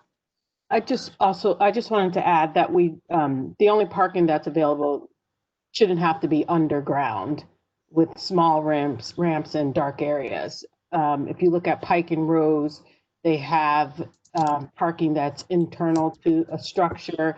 It's well lit, it's easy to maneuver. It has the technology that lets you know where open space is. Now it can get crowded during their really high peak times, but most of the time it's easy to maneuver, and often it's free parking for 2 hours. So I do want us to really expand the way we think about what parking structure options are available. The Denver pedestrian area also has great structured parking. So I want us to really expand the way we think about it, because the new Whole Foods, in terms of those very deep parking garages with tight ramps, I'm not sure that worked very well for an older McLean population. So that's the piece that I think is missing from this language, is given some kind of guidance about the type of structures we're looking for. Right. All right. Thank you for that. Paul? Yeah, I mean, I'd like to echo a lot of the concerns by a lot of folks in terms of minimizing parking or the role that parking plays. I think we have a catchment area of 5 or 6 miles. There's no way that there's a whole half side of town that has no public transit access to the CBC. So I think we need to be very clear about how our bread is buttered. I would note that the chamber on this parking management section is in favor of taking out entirely. If someone wants to do a pilot project later on for Old Dominion, the county can do that to add parking there. Again, I don't think that needs to be in the plan. If someone wants to provide only the minimum, they're free to do that. But if a developer thinks that the market would require more than the minimum, they should be allowed to do that. Let's see, what are these other bullets? Again, we think the language can come out. The McLean Planning Committee also voted to take out the entire section. All right, thank you. And so essentially, as we were talking about all these various topics, because their parking is interspersed in here in a whole number of different areas. And so I've sort of just opened a general category of parking. So I think staff, Kim? you can. Kim, this is Liz. Yes, Yeah, I'm sorry, I've been having trouble trying to unmute. The parking language that we're talking about is quite a ways down in the urban design section. And it does mention that both underground parking and structure parking are appropriate for the center zone. It's structure parking is encouraged in the general zone if possible. And then there's some guidance on how to treat structure parking. I mean, we can, to Kelly's point, we can try and, I think, get more at the convenience factor of structure parking, but I think, in fact, we do to literally fit the development and the type of amenities that you want in the center zone. You're gonna have to have either underground or structure parking. That's just the reality. Now, in the general zone, we keep it more flexible because we know people do also want to keep some of their surface parking lots for the convenience that people just described. So I think, you know, and we can tweak this a little bit, but at least, you know, that's the intent that we were going for. Again, sort of a hierarchy of if it's not cost prohibitive to have underground parking in the center zone, failing that, go to structure parking again, to get the densities and the heights and the open space that you want. That's really what it's going to take. And then general general zone is a little more flexible. It's encouraged, it's not required. So again, it can be much more on a case by case, depending on what's going on with the particular site.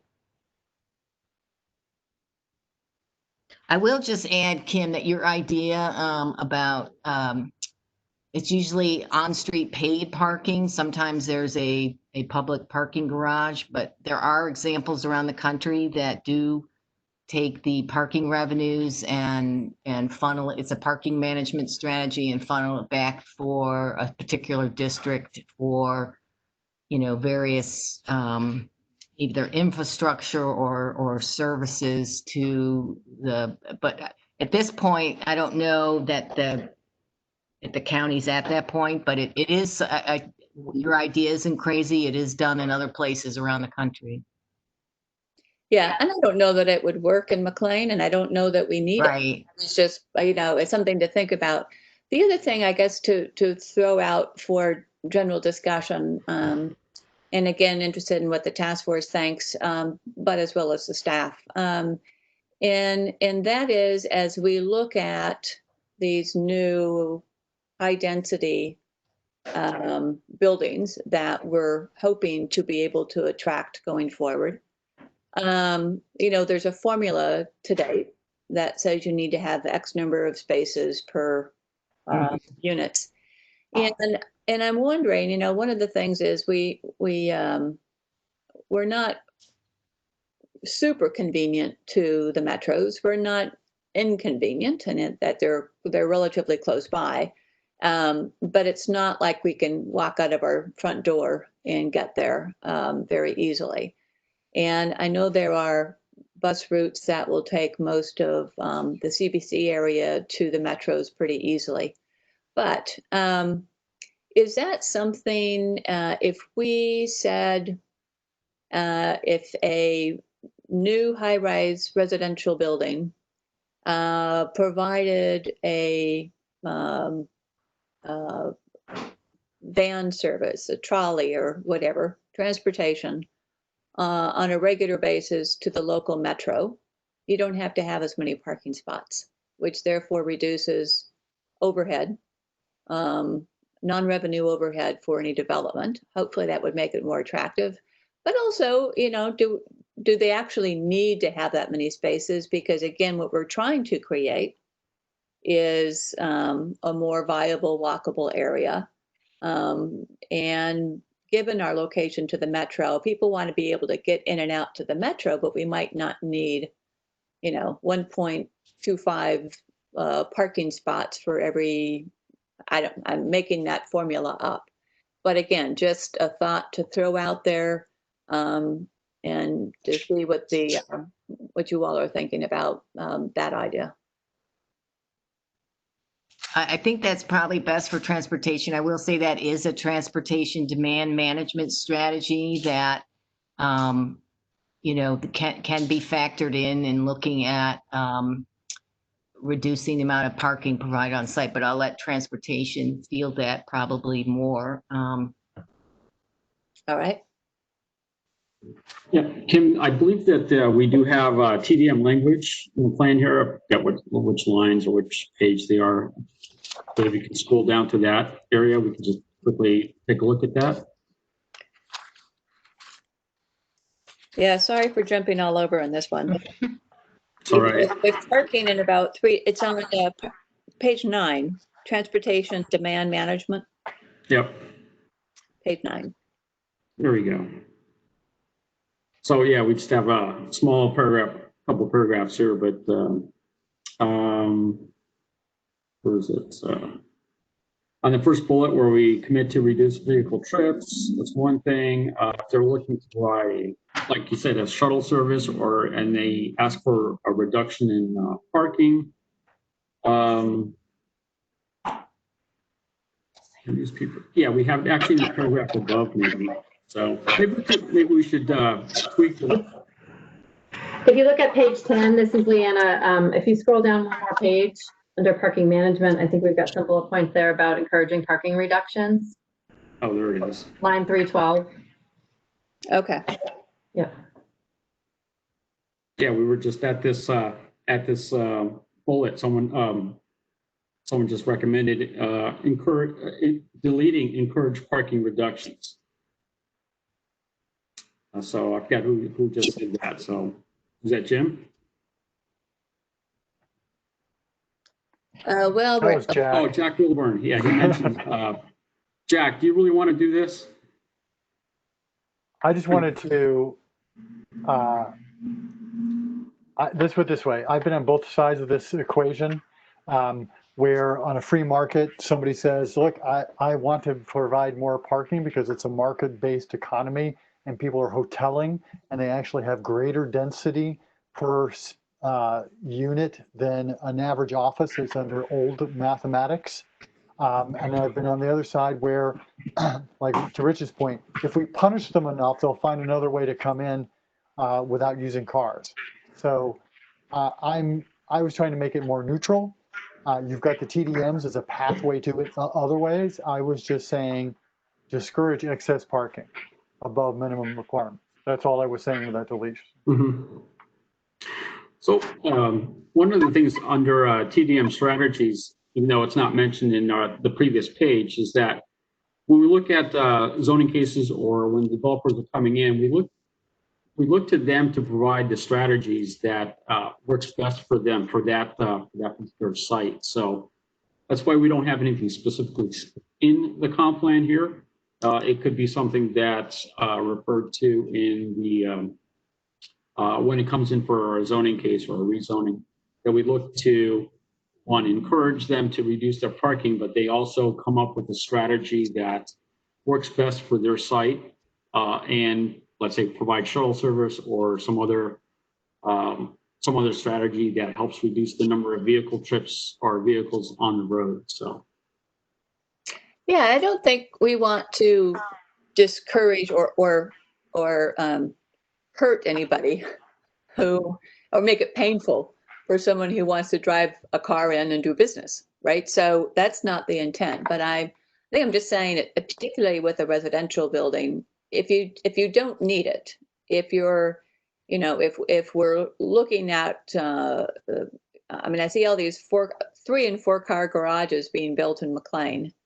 and I'm wondering, different lifestyle than mine, but it's, I just can't imagine in so many years that people have that many cars, unless you have obviously a very large household. So if you're looking at these higher density buildings, maybe we don't need all those spaces is all I'm saying. And so let's be sensitive to that, mindful to that, that if we don't need that many spaces, let's don't build them because of some formula that we came up with 10 years ago. And our use of cars has changed in the course of 10 years. That's all I'm saying. So it's maybe the flexibility issue. So I don't mean to make it painful for someone to drive a vehicle to McLean and do live or work or do errands. Okay, any other thoughts on Bob Montgomery?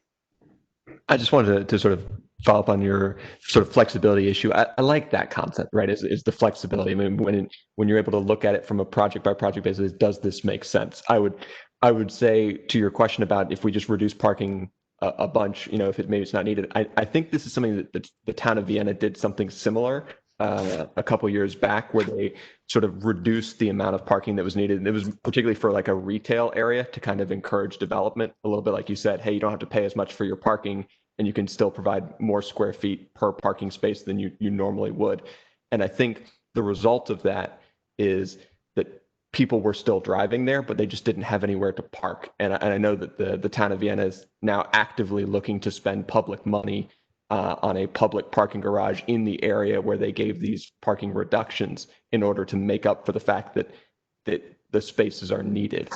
So it's one of these things where I think you're totally right on this flexibility concept, but sort of this idea of kind of this language, I mean, I think Rich is correct. It's erring almost entirely on the sort of discouraging parking, making parking more painful without sort of allowing for the other side of it, which is, hey, like Jack said, maybe in some cases you need more than the minimum amount of parking. I'm not saying that in other cases you might need less. And I think I like the flexibility there. I like that concept, but sort of the idea that we're not just showing that flexibility only in one direction, only sort of towards the more discouraging parking and not towards the, like I said, where it makes sense. I mean, what Liz said makes perfect sense. Yes, to get the type of densities that you're talking about in the center zone with the mixed use redevelopment, absolutely, there's going to be a component of underground or structured parking, but basically saying that it has to be with the exclusion of all surface parking when there may be a circumstance where having some surface parking related to some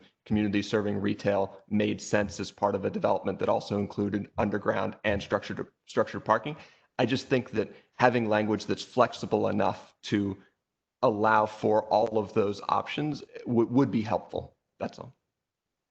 Yeah, that's a good point. We don't want to be short-sighted and create more headaches for ourselves 5 years down the road when you've developed a successful retail area and there's no parking. That's a very good point. All right, any other comments on this section? So what we're going to do, hey, Kim, it looks like Winnie might have her hand raised on the phone. Let's see. I don't see it on mine. So Winnie, do you have your hand raised? You should be unmuted now. Can you hear? Oh, no, I thought no, I have nothing to say. Thank you. All right. So what I want to do is next time, I think, to follow up on the land units section of the second set of language that we got. I suspect that will be somewhat time consuming.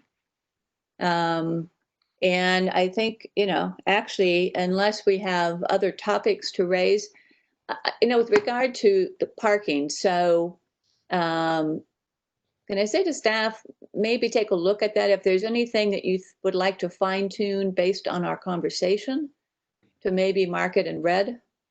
We can review it quickly, perhaps in advance, and touch on it briefly as we move forward. So between that And let's see, I think the pedestrian language was fine. I think the streetscape language was fine in terms of what we discussed that Liz presented last time. Any other topics before we get into land units in the future? Kim, this is Bob Pacora again. Yeah. Just have a quick thought. As I was listening to the conversation today or tonight about a transportation funding plan or something that will fund some capital projects or something. Yeah. Just a thought here that these transportation funding plans, they don't always realize the benefit right away. So with McLean CBC being about 230 acres or so, and it comes from as development occurs, that maybe the way maybe one option is the way it's structured, it's funding, development pays for a certain amount of fee to per square footage into this road fund or something. We found that it works better for larger areas, but we still look at these funding plans. By the time enough funding is there, that it might be years down the road before a project can materialize. So we look at funding plans as being 40-year plans. So not to discourage you yet, but it's more just to say there's some benefits to that they'll help pay for capital projects, but there's also, it's a longer time frame than a comp plan sometimes. So I just wanted to throw that out there just for everyone to think about. So you're talking it'd be like a 50-year road plan. In 50 years, we could have some really awesome roads. Well, yeah, hopefully not 10 years. Yeah, hopefully not like, yeah. So whenever, let's say a building comes in 10 years, just one, let's say at the worst case that only one development comes in the next 5 years. So when's the next one going to come in to contribute to that? So you'll be waiting for development to occur, but if development does come at a quicker pace, that's great. And then you start building up the fund source for that. So if McLean was a little bit larger, we can draw from a larger area and all that. But I'm just saying that. So, but I think, Bob, this is a dilemma, and I think if the staff could give it some further thought, then, because I think the point that Rich made is one that we would all agree with, which is to say, you're not going to do one strip of however much road to do these really awesome things that are going to stop and start, and it's wildly expensive. And right, so what's a solution, and what's perhaps then a shorter term plan if this road fund is the 50-year right. So in the conversation that we had last month when I talked about a pilot program, this is something that the county, that FCDOT is looking at to call out like a demonstration project in the center of the CDC or McLean, not McLean, but Chambers Road and Old Dominion around that area. So that's something that we would be looking at where the county may invest funds into this. We're still looking at how much this would be or what kinds of funding options are there. So it could be a demonstration that the county does to stimulate something. So we'll have more information as in the coming weeks, and I'll come back to the task force to talk a little bit more about that. So. Okay, so it sounds like maybe the benefit to doing this would be the county would put money into roads. Some roads into a smaller areas, not all the roads. We're looking at just a small one to two block area around the intersection of Old Dominion and Chambridge. So it's not like the whole of the CDC, it's just a smaller one. So. And that seems to me not perhaps the best place to put street parking. Well, yeah, one of those for a pilot. That seems a really odd place to. So missing here. Yeah, so the pilot project may not necessarily be just the on-street off-peak parking. It's the one of the things that we have in the cross section is to do a lane diet to instead of 11 to 14 foot wide lanes, we're looking at 10.5 foot wide lanes. So that's looking at the cross sections that we have for Old Dominion Chain Bridge and looking at that area to do the lane diet. So, Okay, yeah, if we could then, right, get the county to look at that and improve some of these intersections, and that might make it worthwhile, yeah. Okay. yeah, so we're still developing those ideas, and I'll come back to the task force to talk a little bit more about that in maybe the next meeting or the meeting after that. So. All righty, that sounds great. Okay. Okay. All right, does anybody else have any other topics they'd like to raise at this point in time? Any comments with the public? Tim, I had my hand up. Ah, okay. I had made a comment in my written commentary about the urban design text starting in lines 673 through 682.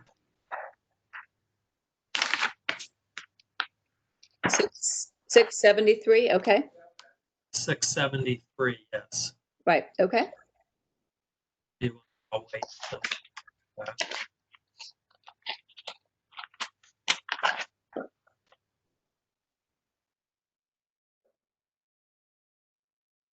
One of the things, so before we started this, the comp plan rewrite, some staff with the county made a presentation to the planning committee about the draft urban design guidelines and explained to us that there's a volume 1 and I think an area specific design guideline. And one of the things I wanted to raise was the notion of, you know, what these guidelines mean.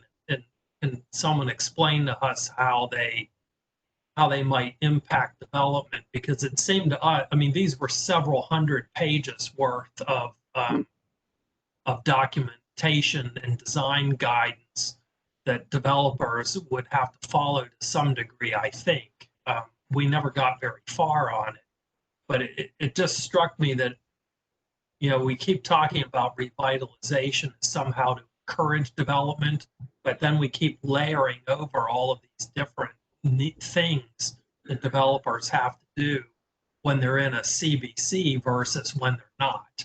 And I guess I'd just like to hear staff address that, because my sense was that these sorts of things make it harder to do work in a revitalization zone, not easier. And doesn't that defeat the purpose of trying to encourage revitalization? So, Rich, part of the reason that, this is Liz, can you guys hear me? Each of the revitalization districts and areas, were part of the revitalization is not just to have development for the sake of development, but to create a certain atmosphere, a certain character to the areas. So volume 1 is really fairly broad and is really best summed up as a lot of best practices. In many instances, we think it offers up alternative design solutions for common design problems and is not prescriptive in that you must do A or B, but here's an array of possible ways to deal with a particular design dilemma or circumstance. So, and then the volume 2, so that applies to all the areas. And again, it's a guideline. It's less compelling than the comprehensive plan. That's where it is in the hierarchy. And part of what we're trying to do with McLean is to make sure that it's less compelling, the comprehensive plan, is take out the open space standards, which are currently in the comprehensive plan for McLean, and instead have it be a standalone document that has design suggestions. Now, the volume 2 that pertains to each revitalization district is where you get into a lot of the street furniture, the pavement materials, the particular things that might be unique or specific to McLean versus an Annandale or Springfield. So that's, and all of the design guidelines are really to further help articulate and implement what's in the comprehensive plan. So it should be an aid and a resource for development and not something that inhibits or burdens development.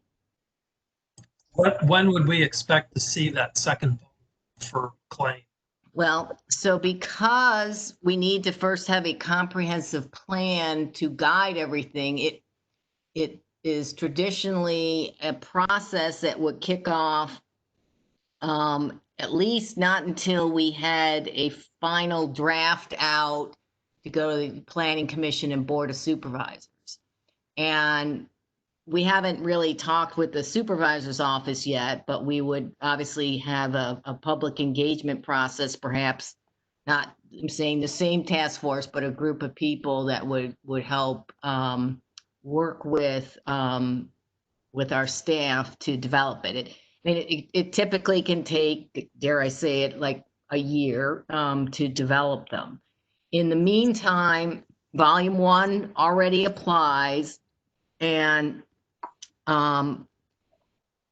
with it, it's a little challenging. The open space standards are really, I guess they're still in effect until we adopt volume 2, but they're going to have to be taken with a little grain of salt because some of the things that they say are not consistent with like our streetscape cross sections and things like that. We have different planting standards now that we've learned in the past, you know, that we need a certain soil volume to sustain tree growth and have healthy trees and all that. So things like that, it's going to be a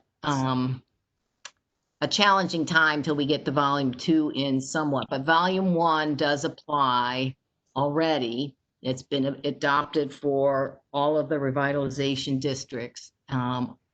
So we'll just have to kind of work through that time period.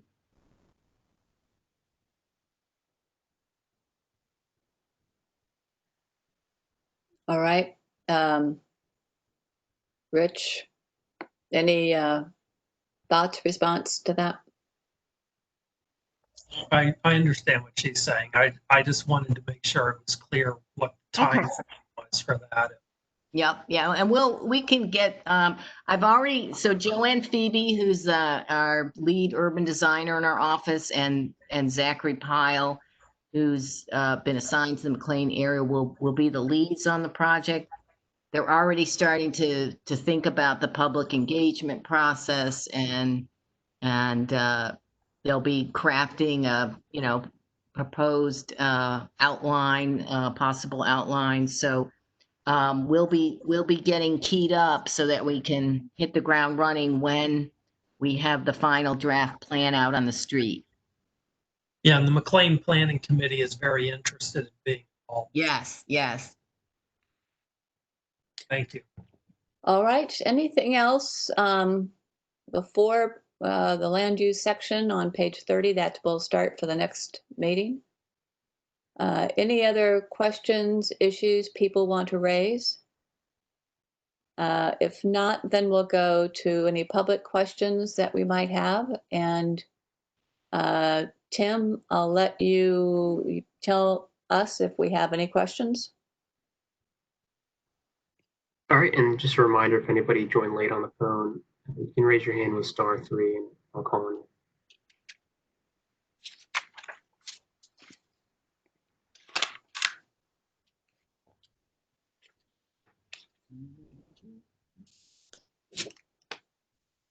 All right, so maybe All right, with looks like we have Leo Gallagher. Your hand was raised. okay, thank you. All right, Leo. Can you hear me? Yep. I'm wondering how this mid-rise development meets with the original idea of yours and other people, that we should have a European style sort of, small townish feel to McLean with, greater pedestrian access. It seems to be sort of a different thing entirely. Different than whose? Well, okay. Oh, adding 2,000 households and a number of much taller buildings is really a different thing than adding some additional pedestrian friendly areas. Oh, I see. Yeah. Well, I think, Leo, the issue is in order to encourage the kind of development a lot of us are looking for in McLean, costs money. It's not money that Fairfax County has that they're going to be investing in our streets and update our properties. And our land, as you know, as a homeowner, is quite expensive. So in order to get the things that we want, we have to make it attractive for someone to come in and develop space that has what we want, which is to say some open space, maybe a place for a plaza that we've talked about, or a gathering space. Maybe it's an outdoor area for a restaurant. In order for that to happen, we need to create two things. One is an opportunity for those developers to actually make money and therefore give us what we want and give them a return on their investment. And secondly, we need to create enough volume for businesses downtown and restaurants in particular to have enough business to make their investment coming into McLean worthwhile as well. So, I think it's the trade-off. We won't get one without the other, which is what we've been trying to do for some time, but it hasn't worked. So we think we're trying to get the right balance. So we outline what it is the community expects, but have also outlined enough opportunity to attract investment into our downtown area.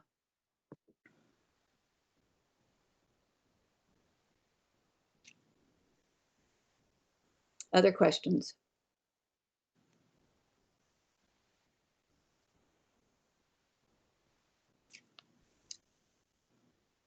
All right, then with that, thank you, everyone. And we will see you on August 31. And that will be on land use. So that should be a lively discussion. All right, thank you all very much. Appreciate your time once again.